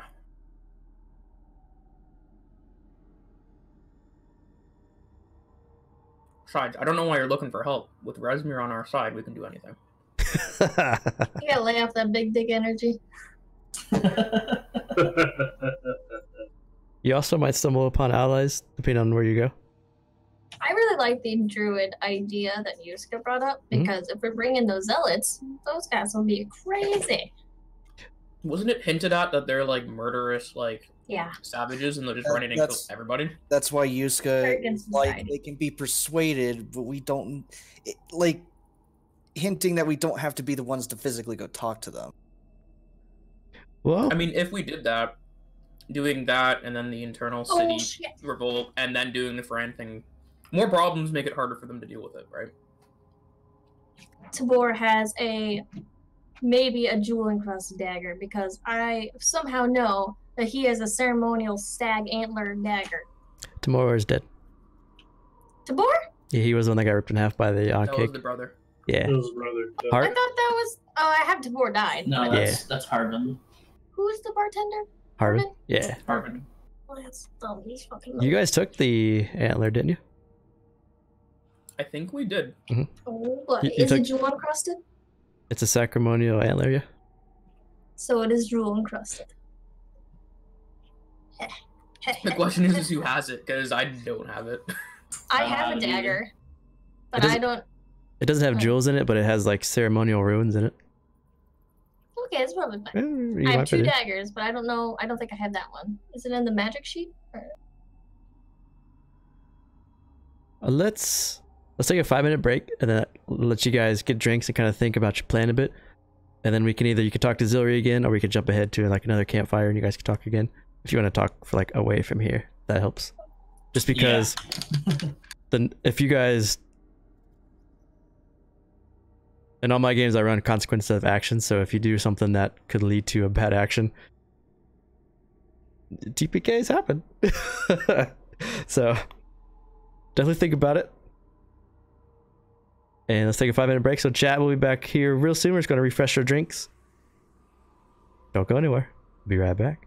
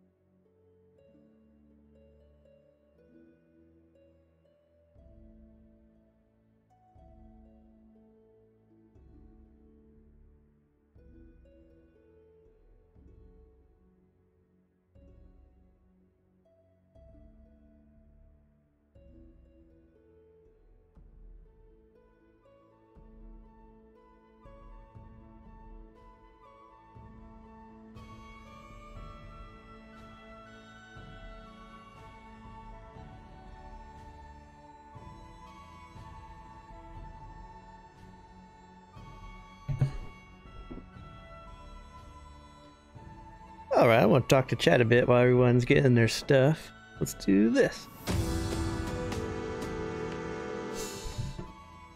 What's up, chat? You guys enjoying Harlock episode 7 so far?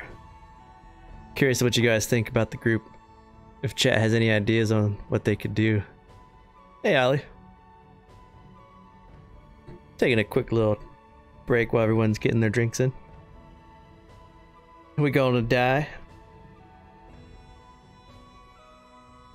So it's funny enough, I had something similar to this happen in the Worm Speaker game that Razrika was in. But I'm gonna wait until everyone else gets back and tell the story. But Razrika knows that 2 rogues attempted to break in and steal the Oisin Sun, and one of them died on the way out. So I want to kind of spread that information just before it happens. That's alright, Allie. So the gist of the story is the group is in a part of this world that's ran by vampiric lords, and the vampire lords use humans as cattle and drink their blood. So the vampire lords, the Sanguis, are nobles, and then the humans are treated just like crap. And they're trying to overthrow the vampire lord and rescue the humans from servitude. Right now they're at the city farthest away from the capital, where the vampire lord lives. And they're trying to figure out how to either get this rebellion uprising going stronger, or looking for other ways to take off or take on the vampire lord. I think one of the hardest parts for them right now for their plan is they're only level 4, which makes it much tougher.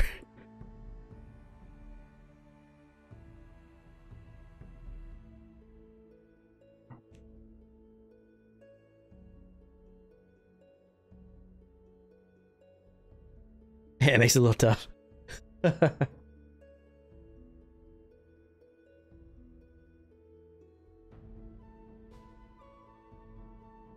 You playing any games right now, Ollie? So what is the plan? Like, are we sneaking in here or something, or? I believe we're doing like a scouting run to kind of like get a feel for the castle's defenses and like troop size and stuff like that. And then, but not everyone's doing it. I don't believe so. I mean, everyone can try, but the more people we have in there, the more dangerous I imagine it would be. Well, if we created Sylvia and yourself would make the most sense. Lucan's not against doing it. Okay, so then it would be like Sylvia and Silas? No, you and you and Sylvia. Okay, so Sylvia and I. And then what if everyone else is able to create a distraction? That can get dangerous, because it really depends. Are we just going in to scout? Because if we end up making a distraction, depending on the distraction, can like get everyone else in trouble. It is a city completely surrounded. Before you guys continue, I'm gonna hop back in to show everyone, and I'm gonna give you guys a quick story about what happened in a previous game.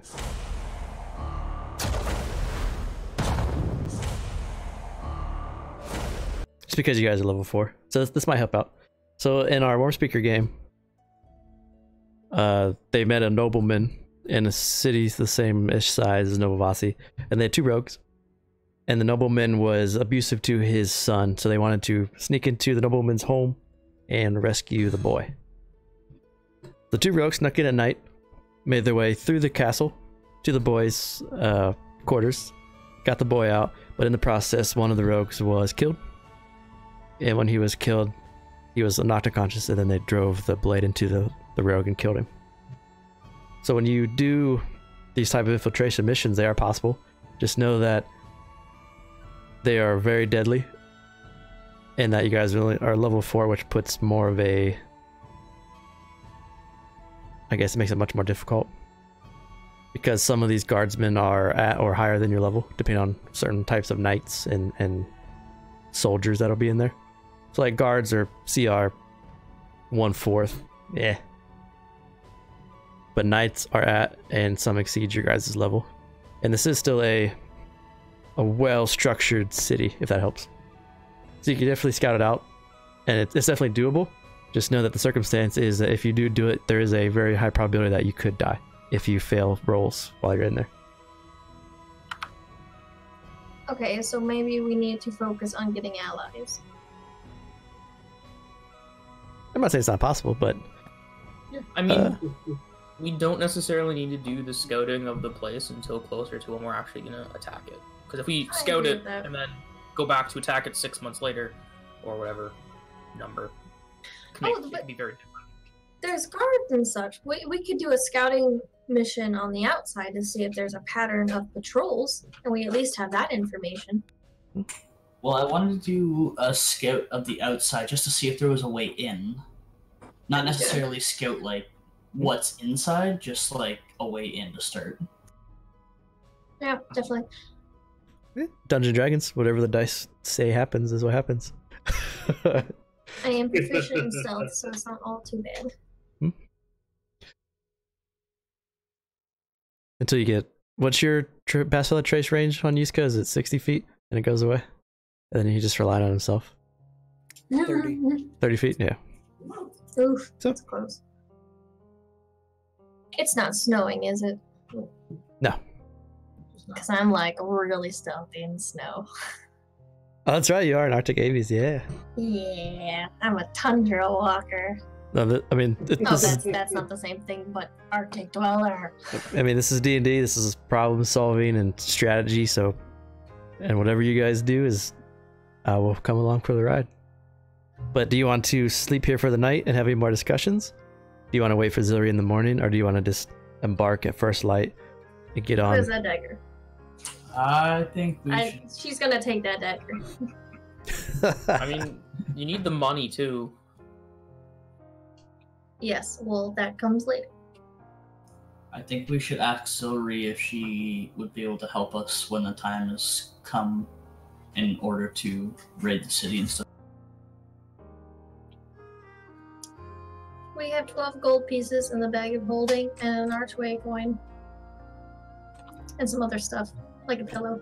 But Virgil's not worth an archway coin, sorry. I know he's not.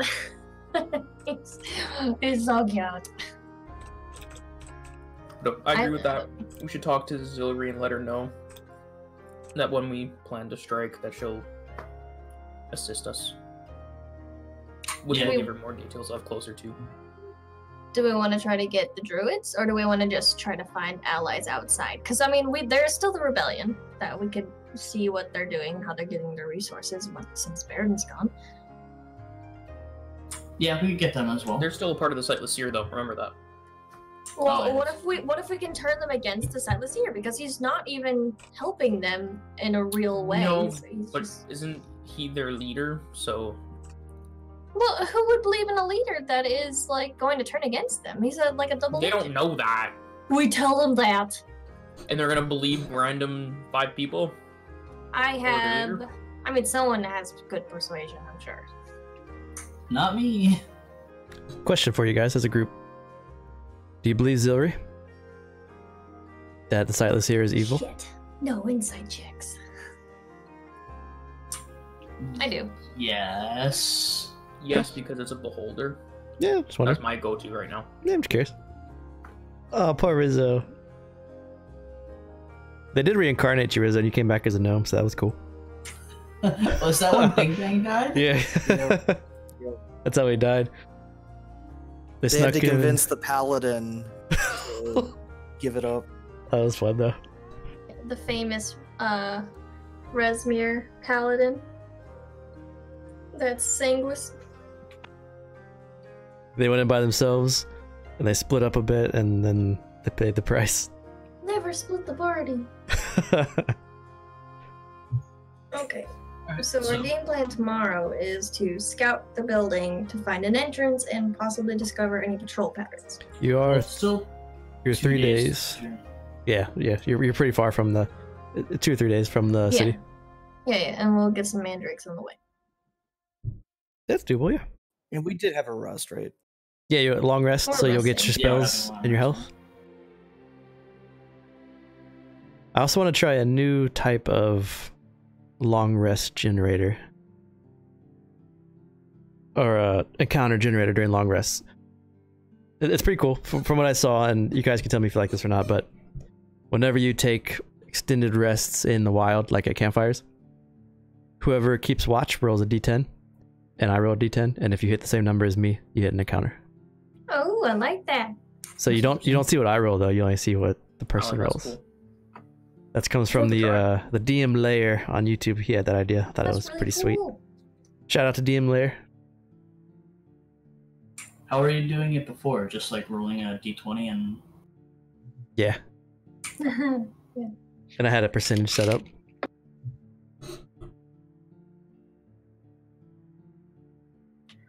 So does no one have a dagger in their possession? That's A boring one, yes. Because I have 2, but I didn't mark anything down about ceremonial dagger. Maybe it's just still sitting on his body. Now we would have taken that shit. So Okay, we'd know. does Ekanik want Virgil, or does she want a I companion? was dying. She wants Virgil, but she's not gonna just steal somebody. Okay.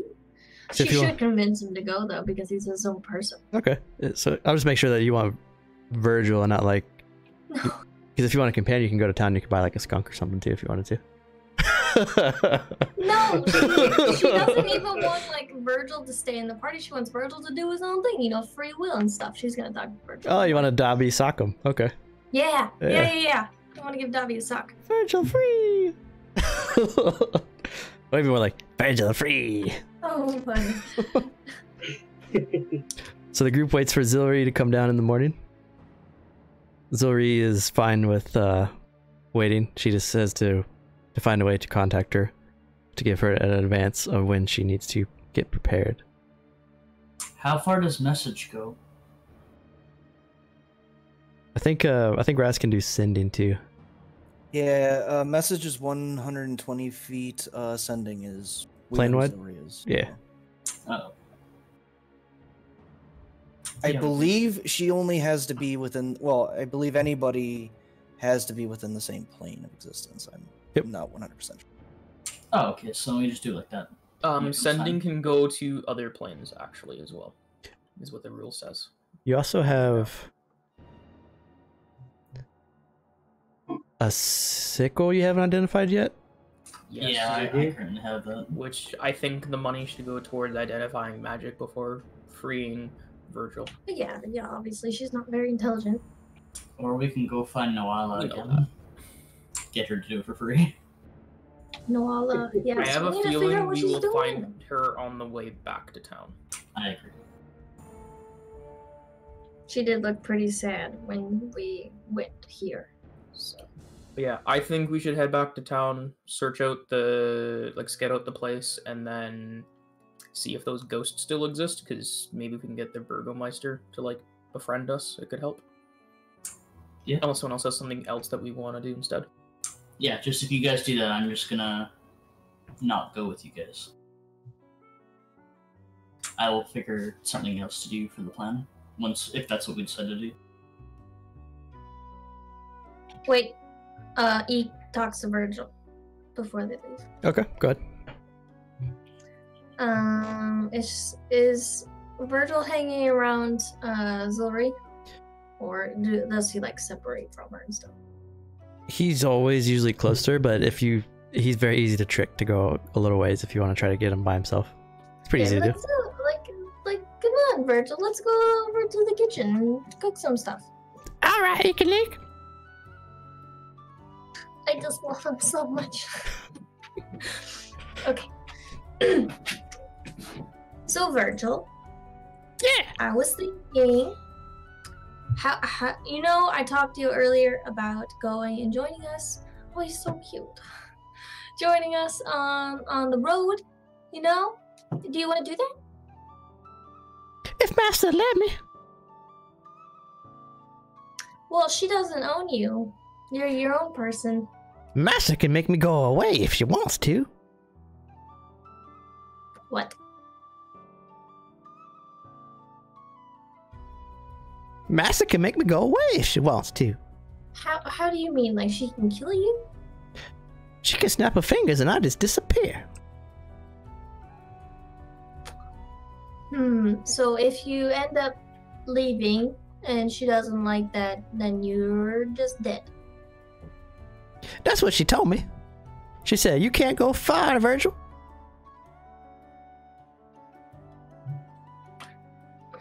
Okay. Is anyone proficient in Arcana? Nope. Damn. Nope. Sounds right then. Okay. What does Zilri like the most? Like, what do you think she really likes? Killing sanguis. Okay, the second thing. Making potions? To kill sanguis? Well, that's not very good. Okay, well, let's go. So do you want to go with us? Like, do you want to? Do you want me to make you my porridge? You like my porridge, don't you, Eek? I can't really say yes, but I would like you to be free. And I don't want you to get hit anymore, because that's not really nice.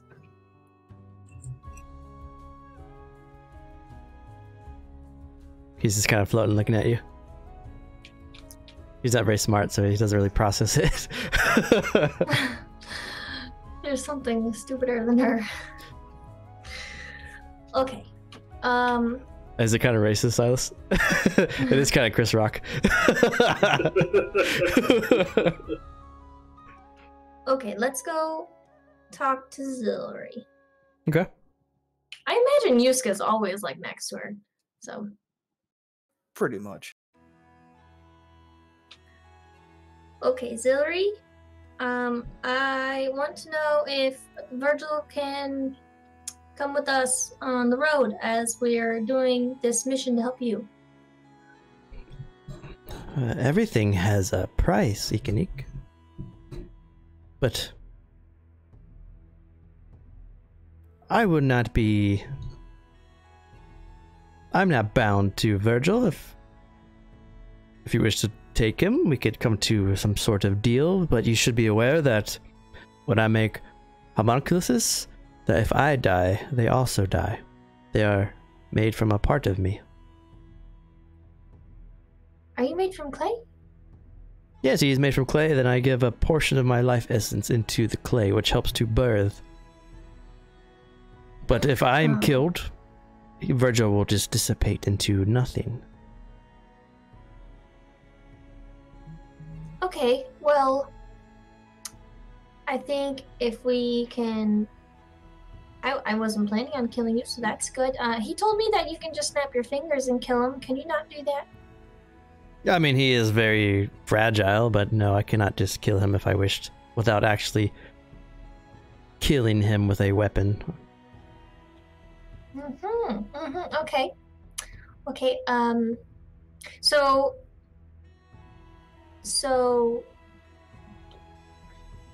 Virgil can come with us? For a price? You're not going to steal him, are you? Well, I'm not in the habit of buying people, and I thought that was a Sanguis thing, and you're probably better than that, Zilri.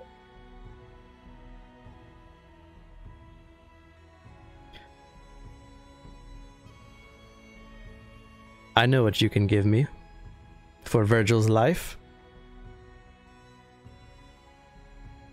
I wish to choke Silas until he passes out. That's creepy. Let me choke Silas until he is unconscious. And you can have Virgil. I want to wring the neck of a Sanguis and watch the life fade from his eyes and then lay him out. And then feel free to bring him back or whatever you wish to do with the useless soul. If he even has a soul. Well, I can't say yes or no because I'm not Silas. And I wouldn't really want you to choke me. I don't think that's a very good trade-off. I do have a wild magic potion. I do as well. Oh yeah, they're pretty good. Yuska will just lean down toward Deaconik and just whisper, I'm pretty certain she was the one making them.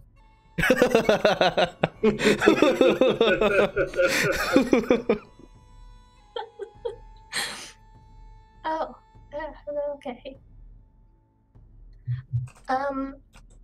Okay, hold on. She'll look through her bag for a second. I can't let you choke a friend, because that's not very good. Is he really a friend if he's a sanguis Ikenik? That's not very nice, you know, because if Yuska said that about me when he discovered that I was a Navis, we wouldn't be friends right now. And now I'm part Ursus. So you can't say things like that. But you do not drink the blood of the innocent. And I'm not a bear, but that doesn't mean I can't be part Ursus. And maybe if Silas and Sylvia are really cool, maybe I'll be like part Sanguis too. I would not wish that on anyone, Ikenik. They're really cool, and you seem really mean. Have you met any sanguis besides Silas and Sylvia? I didn't really talk to the guards, so no. Consider yourself lucky.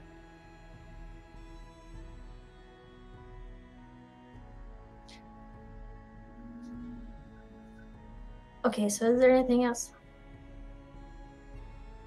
Ask Silas if he will let me choke him until he passes out unconscious, and then you can have Virgil. Well, that's not you. Do you even hear yourself? Ugh. Yusuke, can I do that? Can I ask Silas that? That's kind of weird. I'm pretty sure he's gonna say no a little bit. Do you think he needs to breathe, though? I don't know if I've ever seen him breathe. How about you venture to Raven's Roost and kill the sightless seer, and I will give you Virgil.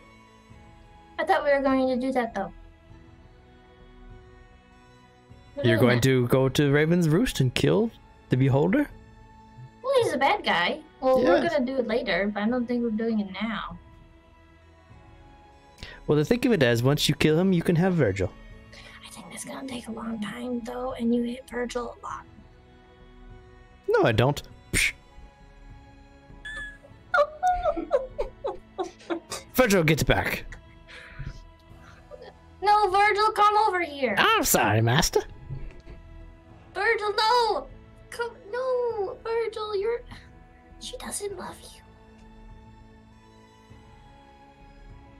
I don't.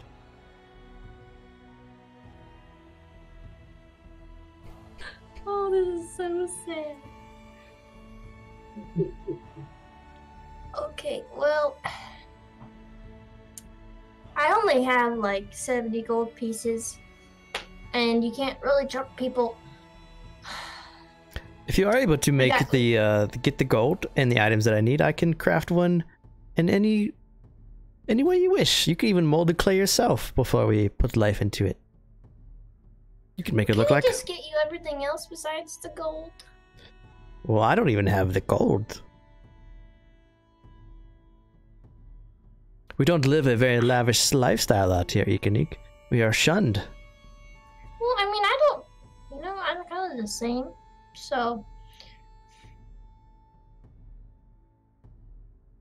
You know, what if Virgil just wants to be free?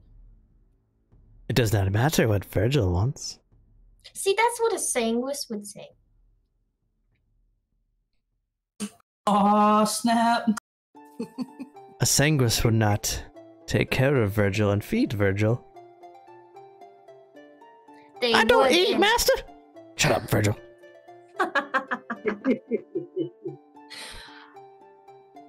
Well, I think Sylvia told me that the humans are fed and taken care of so that they can keep being eaten. So you're still like a Sanguis. I think you should go ask Silas just what they do to these humans when they feed on them. And see what your response is, to see if I'm really worse than these monsters. Well, you're not like worse. They're just like similar. But, I mean, they just drink the blood, like, I know that.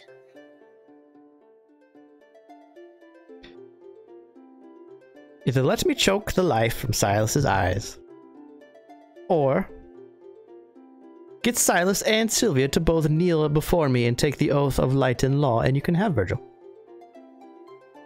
Those are my 2 terms. You can rest assured that once I give you Virgil, if these terms are met, I will not do anything to take him back. Okay, I'll ask Silas about the choking part.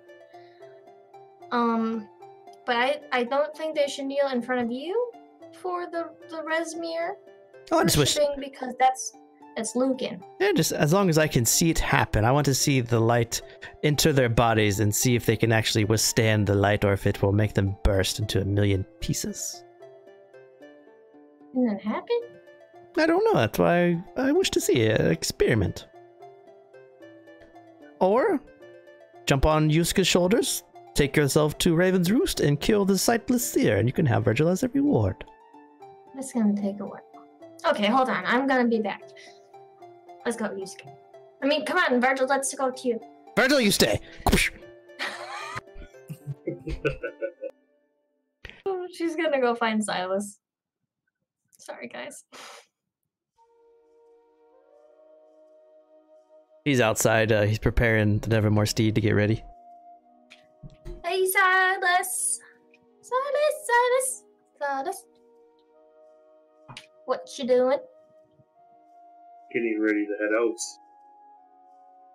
Yes, me too. Look, do you breathe? Why would one ask that? Because you don't eat. So I thought, like, do you blink? Do you breathe? Do you sleep? You breathe. You need sleep. Sylvia doesn't breathe, but Silas breathes. I just exist. Okay. Well, do you know Virgil, right? You know, like Virgil is a bit pudgy, flies around. Yeah. So he gets hit a lot, and that's not really cool. So I was thinking that we take Virgil along with us. We were talking about this last night. So, but Ziegler said that in order to get Virgil to be free, you will have to go unconscious. So I was thinking maybe if you didn't breathe, it wouldn't be a problem. But you breathe. So. This music choice is on purpose. What you think? I mean, I'll be right there. I can cure you. Like, I can give you some good berries, and I'll be right there with some cure wounds, and Yuska will be right there too. What are the exact words that she had said? It was the same.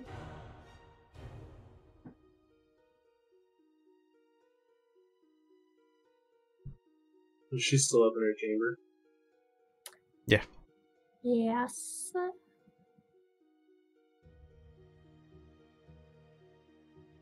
Well, Silas let himself be choked out by a were-rat so that the group could take Virgil. What an interesting conundrum. Or you can let Sylvia be choked out, maybe, and he can roll a performance check to see if he can pass out.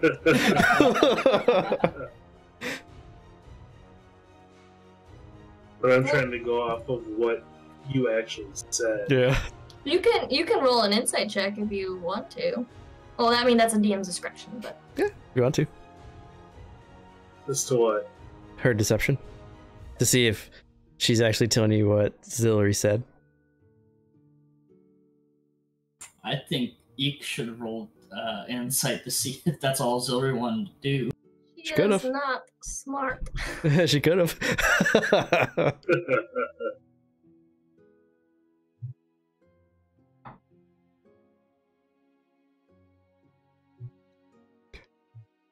While you're doing that, I'm curious to see if you guys like eventually make a stronghold. And when you make strongholds, you can attract followers and ambassadors and stuff. If you like actually have a half evil were as an ambassador to your stronghold, just interesting.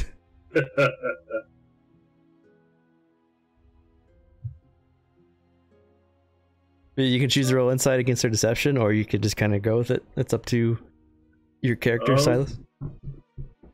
I kind of want to go up on myself just to hear the words. Okay. Strength and auxiliary. Do you follow? Ikenik? Yeah. Okay. She's following behind you. Yeah. I I'll shut guess the door. good berry. You shut the door in front of her. Oh, hey, wait! There's some berries. I'll put them by the door. Did you agree to my terms, Silas? What did you tell her? That if I was able to choke the life from your eyes, the group would be able to take Virgil with them. I'm not going to kill you, I'm just going to choke you until you fall unconscious, and then your friends are welcome to resuscitate you. They can watch, they can all participate, they can even put their hands around yours if they wish, if they have an issue, a quarrel with you. They can help me choke you to death.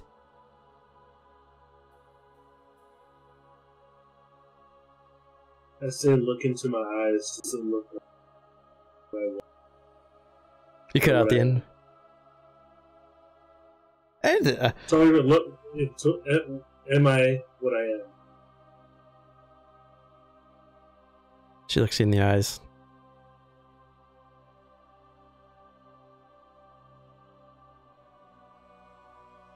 Lemon. If it was up to me, Silas, you look like someone that I would make sure could never walk Erenel again and not think twice.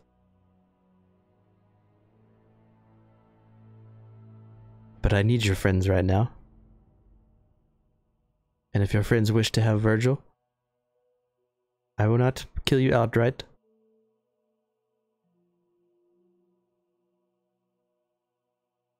Not because I give a damn about you, but because I need this alliance.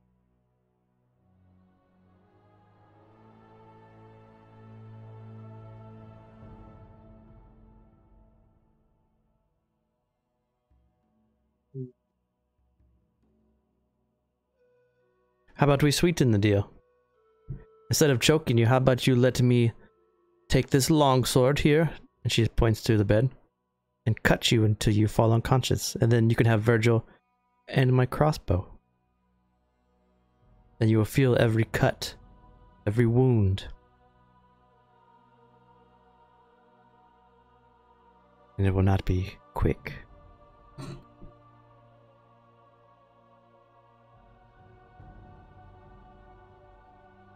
So it's just the point of unconscious.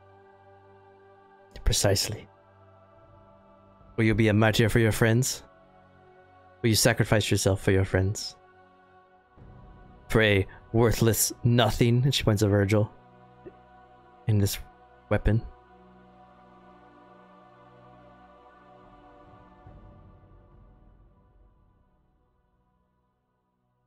For I wonder, after they allow this to happen to you, what becomes of your group then? Silas, a member of the ghosty ones, sacrificed for a pet.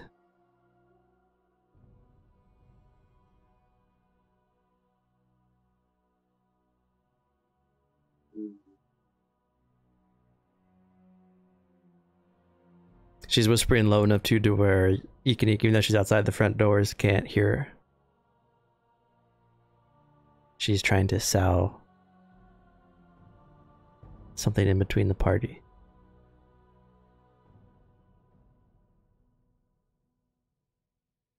Keep in mind that Nevermore expands, there's nobody that is good. Everyone is evil in their own ways. You just gotta pick which evil person you want to side with.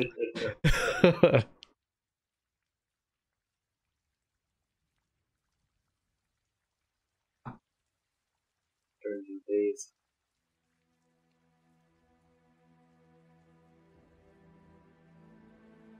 This is your bow or your crossbow. Oh, this magical weapon here?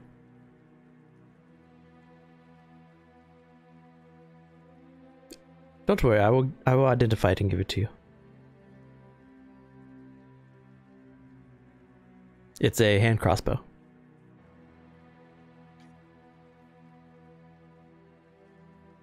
So if this changes anything, hand crossbows, they're one-handed, they're smaller than crossbows. Most hand crossbows have the loading feature, which means that you can only shoot one shot per round, even if you have multi-attack. Because you have to shoot a shot and then reload it. You can't shoot. But it is magical. But to get the hand crossbow and Virgil, you have to subject yourself to be sliced and diced by Zildri as your party watches it happen.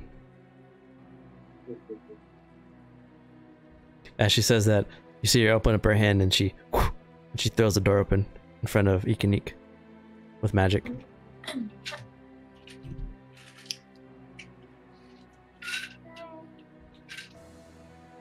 don't think this is a good situation.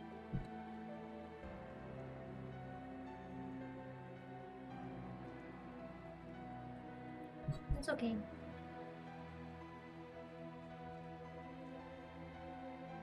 As you walk down the steps with Ikanik, you hear an echo through the... as she shouts out from a chamber. You see, Ikanik? Sangos only care for themselves. You want to kill somebody? That's not okay. She is Virgil with her? Mm-hmm. Okay.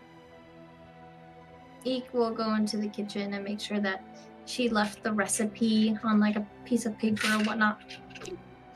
Which, I mean, isn't very good because he doesn't have good berries. So she would just leave some good berries there that she already cast. And she would also write on the note like, you are always my friend and don't let her hit you anymore. Love, Eek. Okay.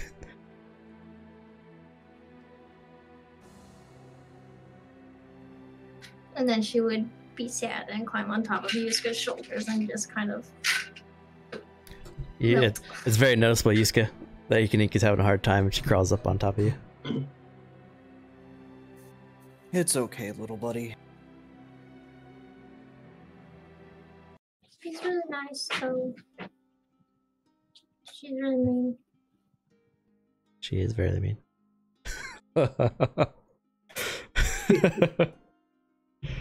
I'm legit really sad right now. Good, I did my job. Yeah! Oh, I could cry. So you guys, from this point, as you travel a little bit farther into the Nevermark Expanse, you're about 2.5, 3 days journey at a normal pace back to Novovasi. And for the sake of those that read the map, Lishkin's Folly is here. Say that again? Lishkin's Folly, the place you saw on the map to where the Sightless Seer is supposed to be, is there. Oh, Ion, what's his face? Alright, so Ghosty ones. Are you traveling just back to Novovasi? Just heading your way there? I believe so. Okay. Do you want to do campfire sessions on the way there? And like discuss some stuff? At least one, I would say. Okay. Because we still haven't discussed what we said in the I can't remember what it's called. Yeah. But yes. Archway. Yes, thank you. Who wants to be in the front as kind of the leader or the scout for this advancement back to Novovasi? Meaning that you'll roll the d10 against me. Would it be Eek because of her natural explorer? It's fine. Yeah. I was gonna say maybe use, so I guess I would also include Eek. Sure. Yeah. Cause I got perception for days. So can I give him advantage since I'm on his shoulders? Or is it two separate rolls?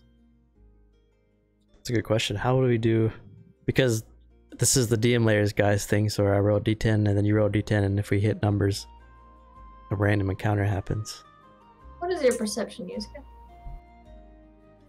I don't Plus think 6. perception Well, it's just really... a solid D10. Oh, just a Just a solid Yeah, solid it's a D10. solid Okay. d10. I don't know if you could, Yusuke can do it. She's not walking. if you guys are trying to avoid, I guess, encounters, I could roll 2 d10s and then take the... If I roll, I'd have to I roll think you should twice. Roll one. Yeah, Yeah. Just roll Okay. one. let's do You it. can go against Yusuke. I'm rolling against Yusuke.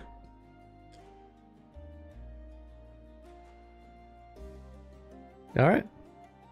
So as the group leaves, you're still in that canyon, and you start to make your way out of the canyon back into the forest area here. There's 2 ways you can pass through, and with Ikanik's help, it's easy to know which way to go back.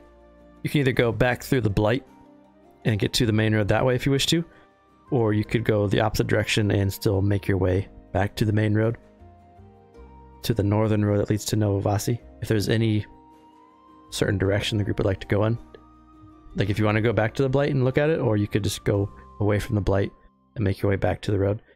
It is a clear day except for the persistent fog that always hangs over the Nevermore Expanse.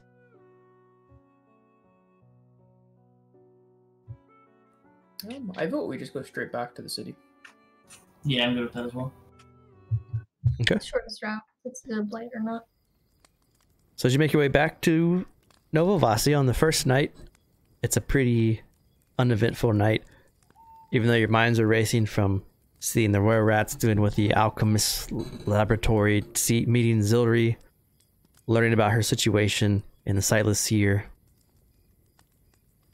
You follow the main road once you find it, and it's a pretty uneventful journey.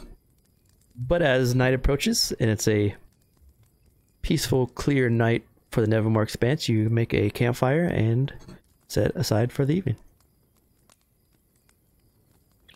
What was everyone's confession again? Because theoretically, Eek would remember. I think I it can was tell only you 2 days ago. I remember most of them. Lucan abandoned his people in time of need. That's right, the flood that didn't flood. Yeah. There's Yep. no water. I believe Yusuke said that he didn't care for his family. I never sought them out. Oh, I didn't talk to him yet. Eek was jealous of Zoala. Noella, Silas. I thought. Noella? Sorry, yeah. No. Yeah, Noella. Noala. Noella. Silas is the reason that I'm Ash, and I have killed many people in my thirst. Yeah, that's a good one. Silas is the reason I am ashen. So good.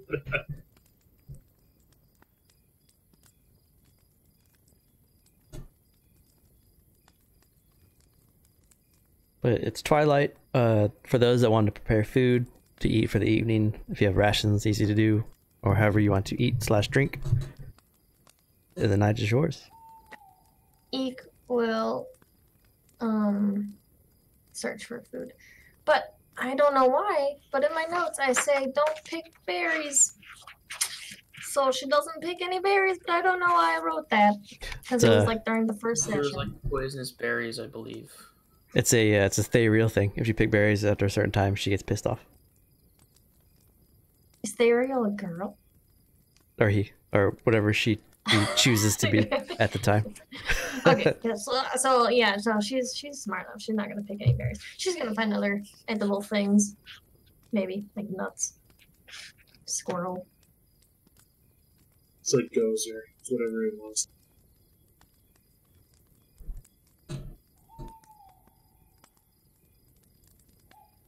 So Ikini comes back with a squirrel to roast on the fire. She skins it first, slowly.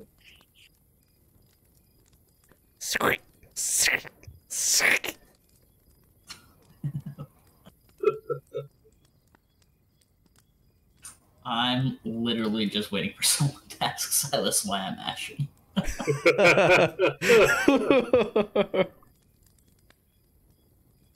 Hot buttons happen. Yuska is just observing everything like he normally does. Eeknik jams a arrow through the entire torso of the squirrel and starts roasting it over the fire. She keeps the pelt. Can I roll to see how well she took that pelt off? Because that might be useful. Make survival. Yes. You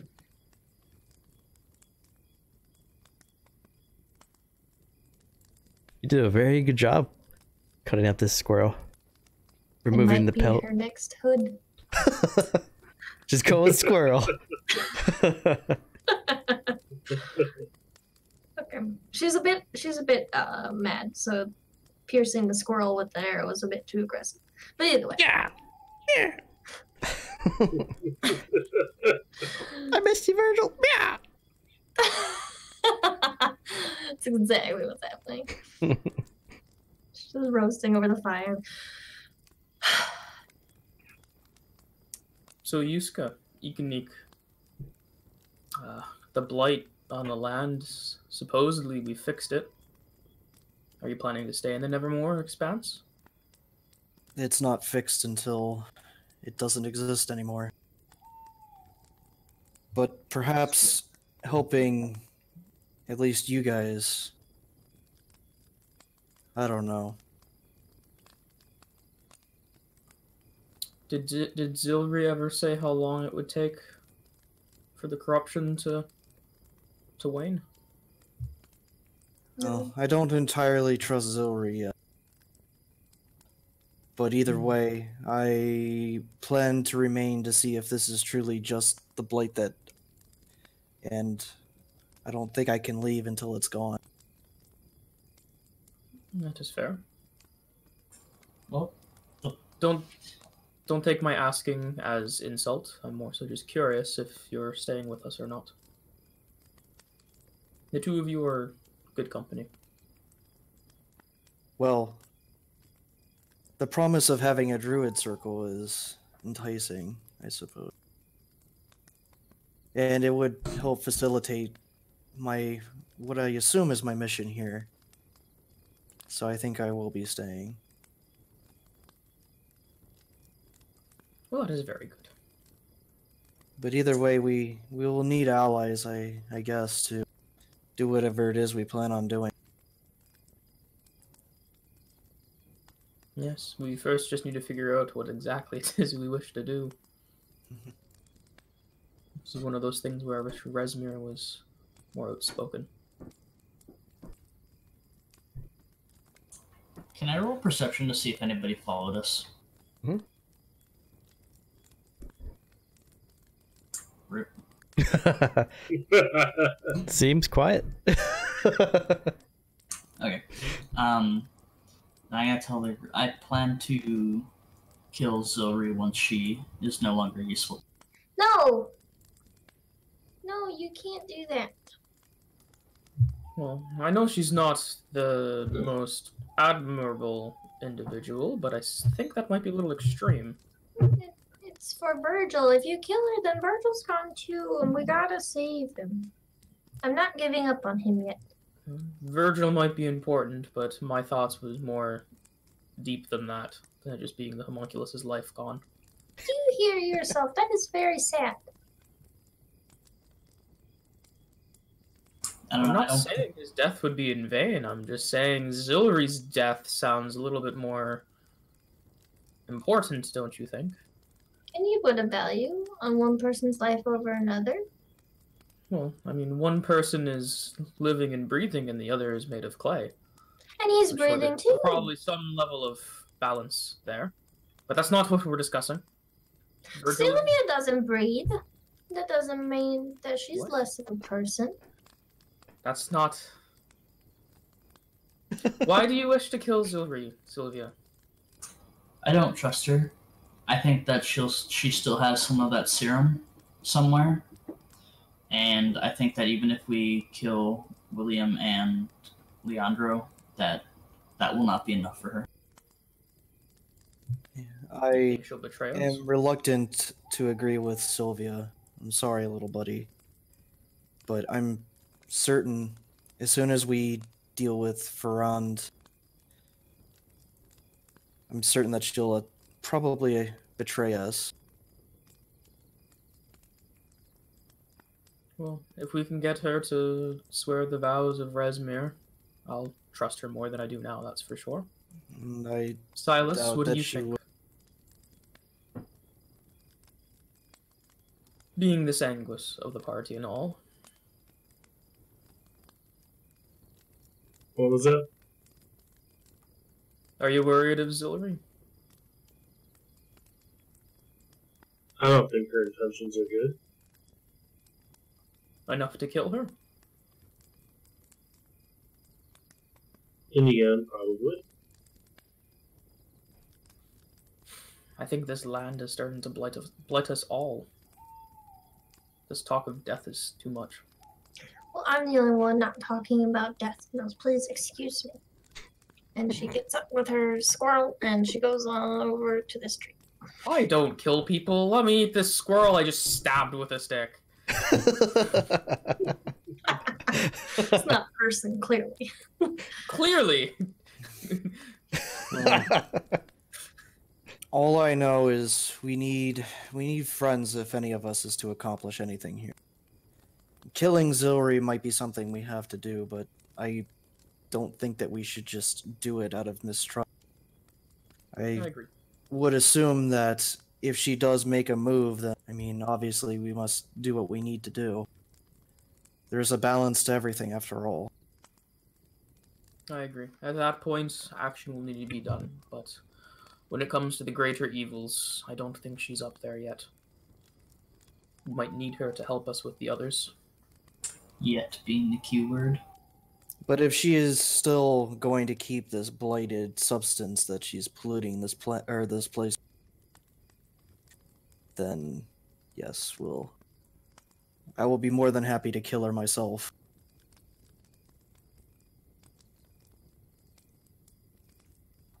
Alright, well now that we know the intent of the murderers of the party, what's the immediate plan? Go back to town, find some allies, scout the castle, see if there's a way in. I don't know if that will be the best plan of action. Do you have any other ideas, Yusuke? I think we should focus on allies. Well, either way, we need to be careful. We don't want to catch the eye of the nobleman. Because even if we Anything. do get in, kill these lords or whatever, nature has its own guardians. I can only assume that such people would have their own.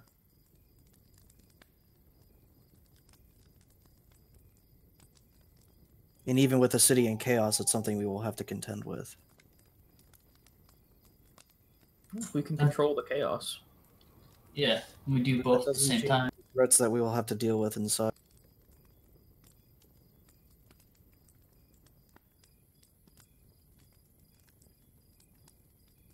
I'm not saying we turn against our original plan,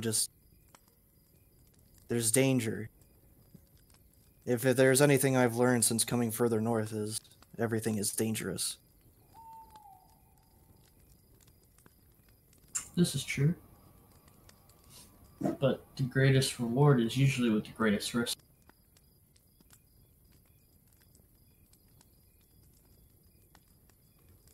Which is fair. But what if we can control that risk? We should do our best to minimize it, while also still achieving our goal. Alright, and then what of after Novavasi?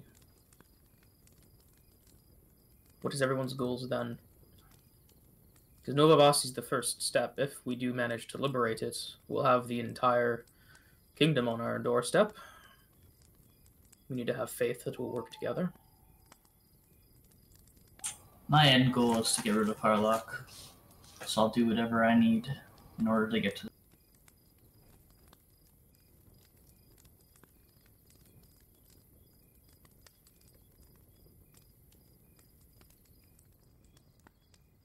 Lucas, I'll be right back.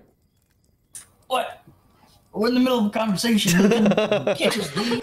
Oi! He has to take a poop. Lucan. Poop. He's got the runs. Oh, look at the hoodie. Oh, yeah, look at that. Look at that Lucan Gotta hoodie stand right up, there. you That's gotta a stand up. look at that sweet hoodie. Yeah, look at that. Wow. Oh, I totally Yeah. forgot to wear the shirt. Ah, God. it's Please, really guys. comfortable and it fits like perfectly. Yeah. Join me, Sylvia. Together we will rid the more expanse of Harlock. Assume what you are meant to become. I'm choosing to ignore the voice.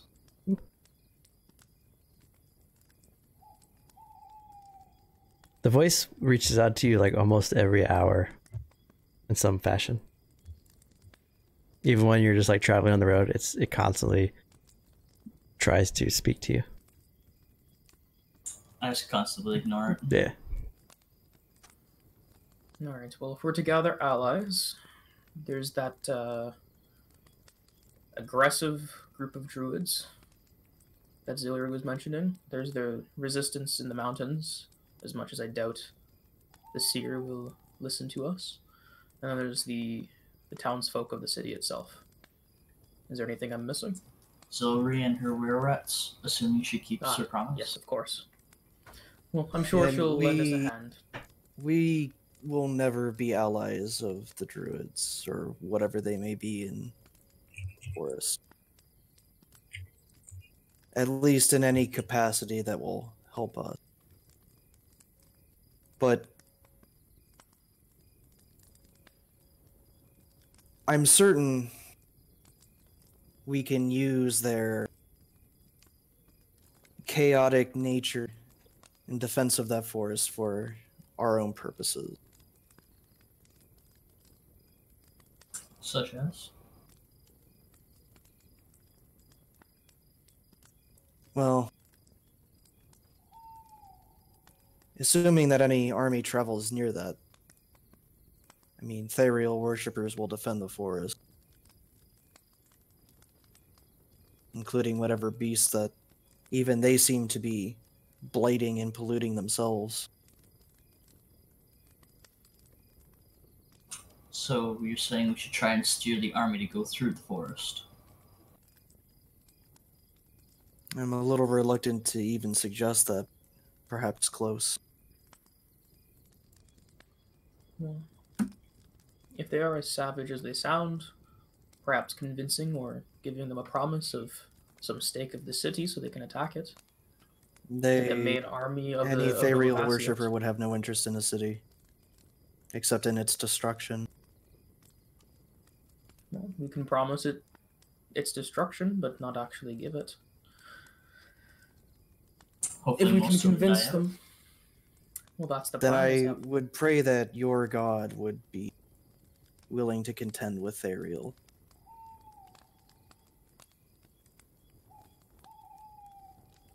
Resmir is of light and law. If And it Therial needs is to of be done, Tran. well, Light I'm and sure one law, of them will yeah. guide the path.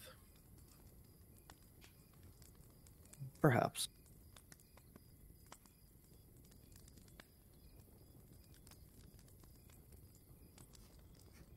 Well, either way, if we plan to use them, would that not offend your god the same way?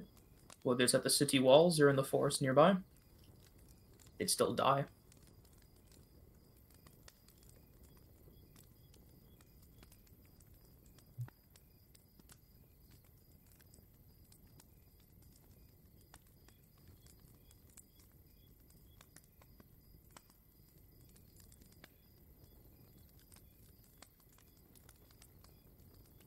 On that note, do you guys want to go sleep and I'll keep watch? I'll stay up for the first watch with you. No, I will stay up for the first watch as well. I have More things to eyes take the care better. of. Yuska's gonna do his little attempt to commune and all that. Okay. Eek wants to take last watch. Okay. Lucan is making sure that both himself and Sylvia are actually paying attention to potential dangers. Ooh, that's different. Okay. I mean, she's gotta get tired, right? At some point, those eyes gotta waver. Yeah. There is a -1 for perception. Yeah, and now that I know that her perception is absolute trash, that also changes things to die. It's only -1. That's pretty bad. Perception's a +5. So when Yuska goes about his nightly ritual, are you planting seeds in the ground and? Yeah, the whole shebang. Are you gonna get the real on her ass? And because we killed a couple squirrels, I'll also, if anything else can be processed, I'll process it, and then I'll bury the rest. Okay. She knows what to do with wildlife. I'm just putting it there just because it wasn't said. That's fine.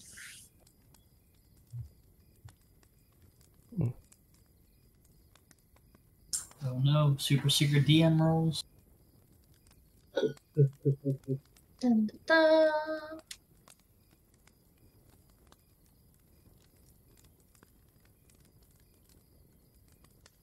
When you bury Oh. the last seed in the ground and you pat the dirt, almost instantly a small sprout goes poof, and slowly emerges from the soil. Gives you a sense of warmth, almost that you're on the right path, or that what you're doing is making some sort of difference in this area right now. I'll spend a little extra time to plant a couple more and find somewhere. Okay.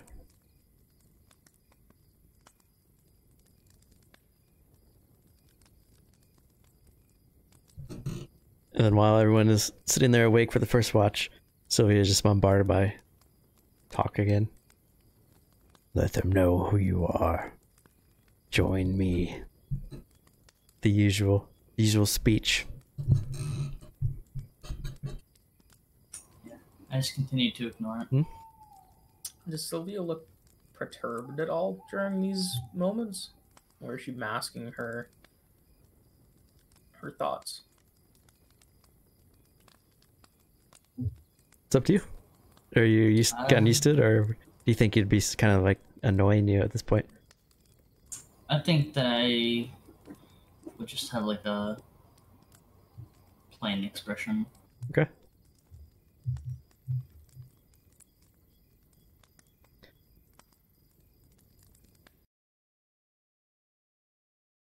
What you doing way up there, Matt?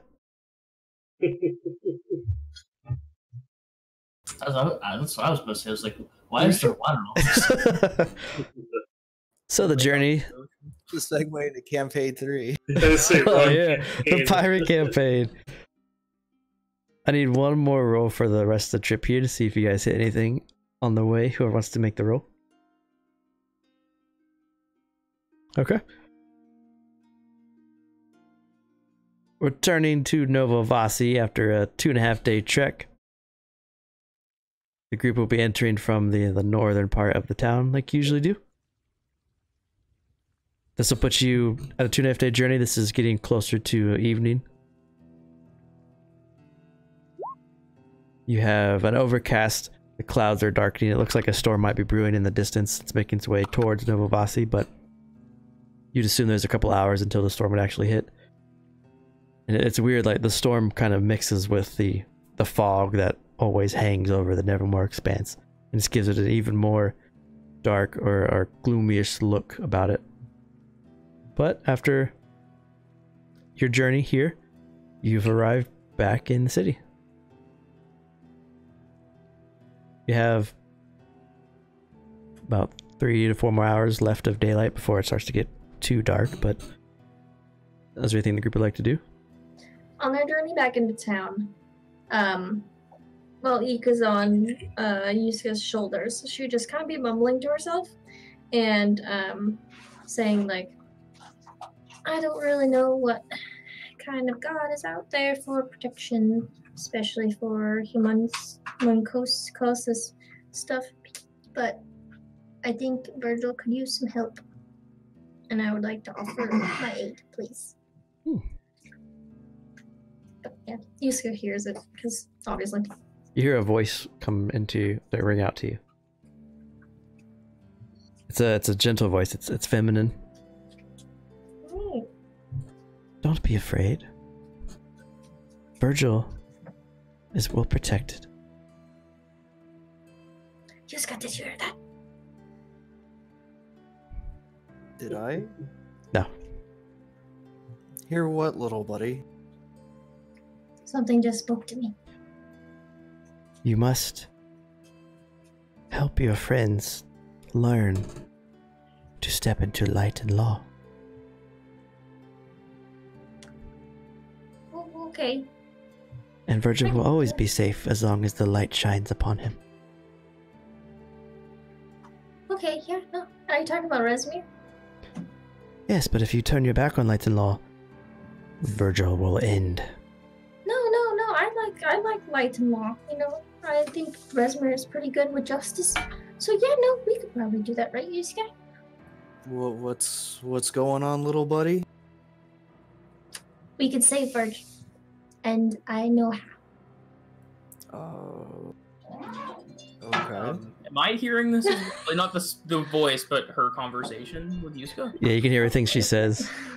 And how would we do that? by light and law. Everyone has to worship Rezmir, and then Virgil is fine. Yes, Virgil will be safe as long as everyone bows to light and law.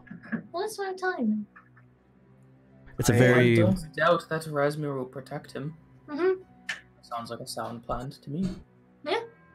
Yeah, she says definitely it's gonna work. Mm-hmm. You will help everyone find light and law, Ikanik. I mean, that's Lucan's kind of thing, but, you know, I could try my best. You will help him? Yeah, Lucan, I'll help you with some light and law. She appears like... She almost has like a shimmer that comes off her, like a soft white glow. Oh god, I have no idea what's that. Ikanik, you are glowing with a magnificent light. What is happening? I think it's the light part of the law. Someone is speaking to you? Yeah. It's a very pretty voice. She's really What are they nice. saying? I'm telling you what she's saying. She's saying, she's saying that we need to follow light and law, and everyone needs to worship it, so that Virgil will be safe and protected. Because I wanted him to be protected. So if everyone's okay with that, we gotta start doing it. One of Rezmir's choir members must be speaking to you. What's that? It is a saint of sorts. Like holy preachers. That is amazing. I have not heard of anyone hearing their voices in a long time, if at all. You truly are blessed. Ah. Okay. Well, are you there, lady? I have never left you, Ikanik. She's still here. Okay. Are you a saint? I am an angel. She says she's an angel. What's your name? You must find a lantern for yourself. Attach it to your hip and light the fire of light. Walk with Lucan. Lanterns are kind of big. Lucan, she wants me to find a lantern so that we can walk together. Absolutely, yes, that won't be hard to find. I'm sure a blacksmith nearby, or even a shop has one. It won't take me long to bless it. If you wish, when we head back to the inn, we can have it all said and done, if that's truly what you want. Yeah, no, she says that's what we need to do, so that's what we're gonna do. If the angels speak to you, I won't doubt that. Hey, thanks, Angel. For Virgil. Yes, for a virgin. And then you see the fade, or the light slowly fade off of Ikanik. She's in the dark. Does the group want to beeline straight to the end? I want to take a slower time when we pass by the castle. Okay. Lucan's not even looking at the castle. His book's out, and he's like, right. Just to see from, even though we're just passing by, if I could see like any potential way to get in. So you want to stay on like this road to the Howling Hound with the group, and then just kind of like watch and like look over as you're walking? Yeah, essentially. Okay. Give me a perception. Not one of those.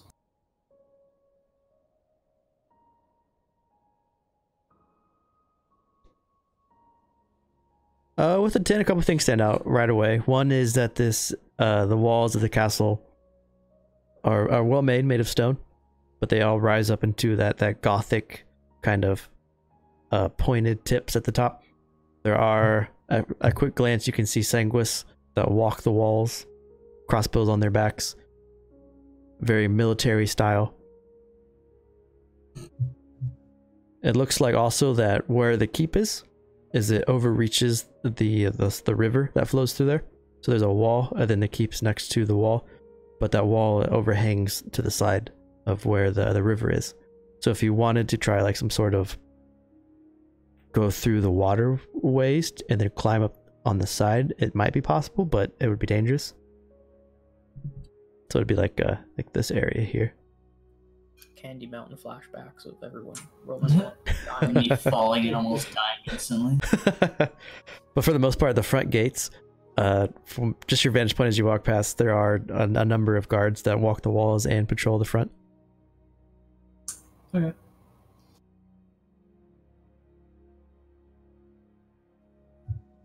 For the first time in some time,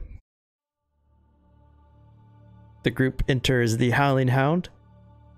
So this would be later in the day, so it would be somewhat busy. Giles would be there.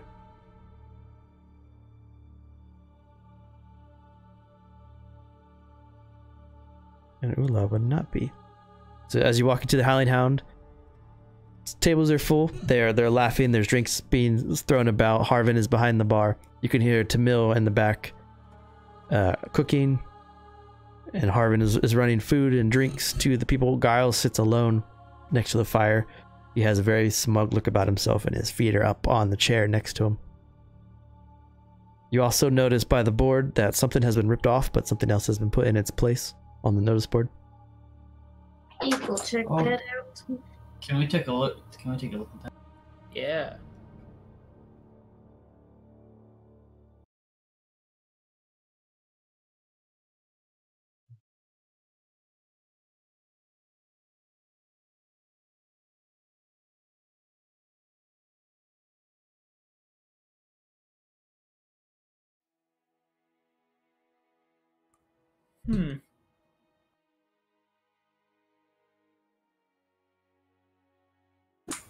That's interesting. Okay. Yeah, I'm not down. I'm not against helping those that are in need, but I don't want to get distracted on our main task too. Yeah. Well, it might be doing tasks like that might be a good way to obtain more allies. Or a name for ourselves. Yeah, absolutely. And there's still that show you guys wanted to go see. Yes. How much longer until that show just is no longer available?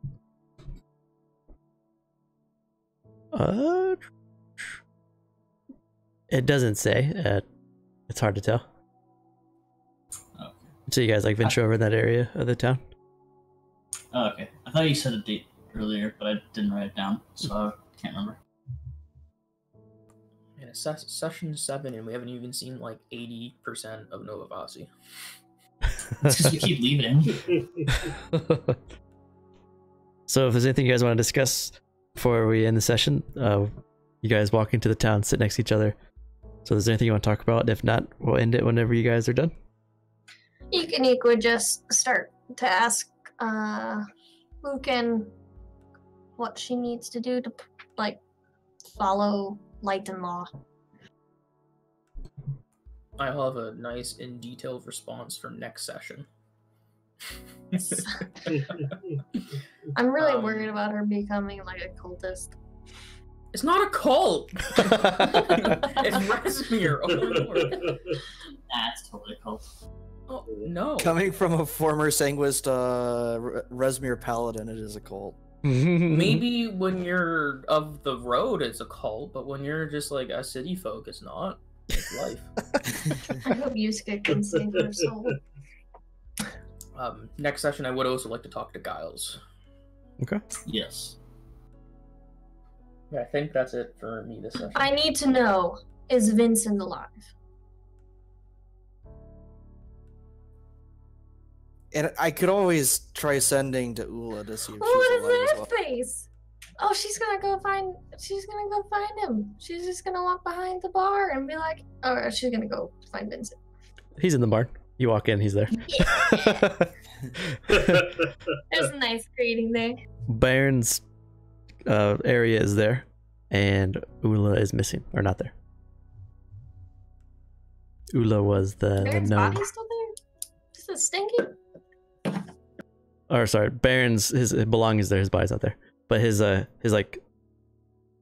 little wagon is there in the corner where you guys found his stuff. But Ula's gone, but Vincent's in there eating grass. So when you walk in, "Rrr."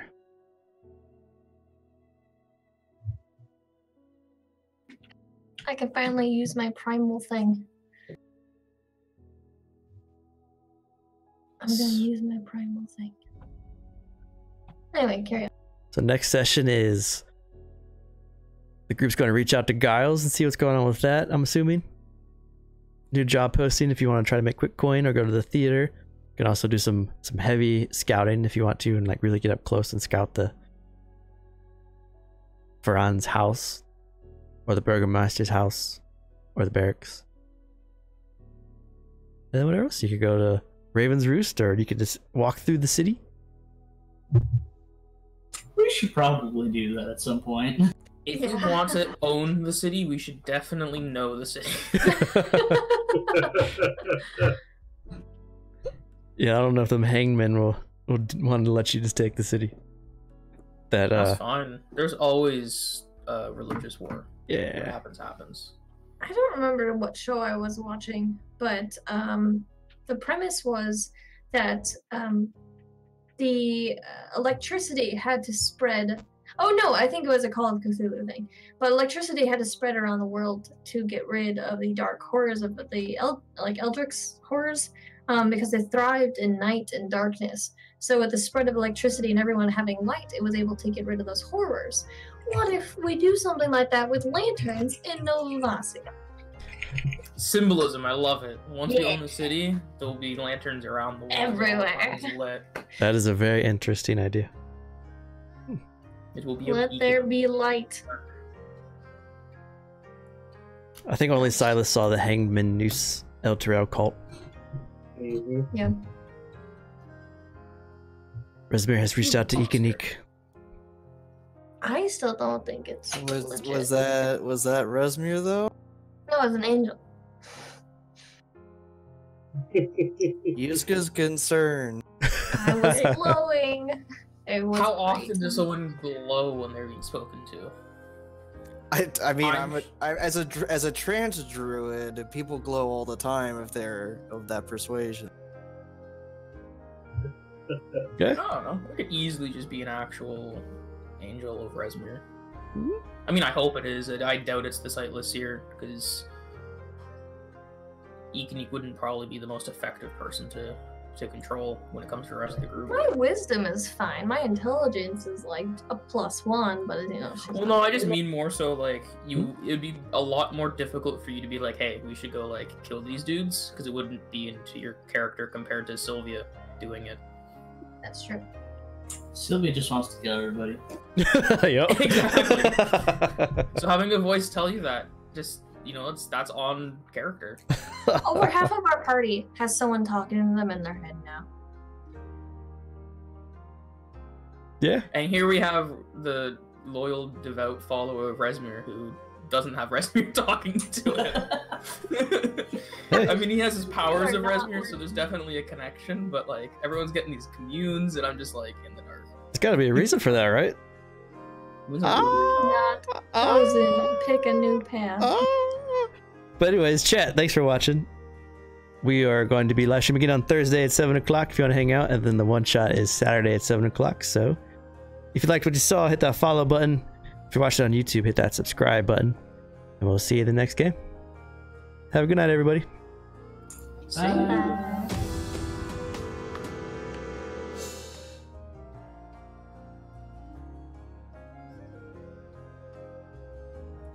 I was expecting there to be so much bloodshed at the beginning of this session. Same. That's pretty impressive with Sylvia doing a lot of negotiating. It was. I'm just surprised this Usanguis are like, yeah, let's work together with the family that like plagued our people. Right. I was expecting that to be like a big no, because last time we played, I was the only one wanting to really side with her. No, I was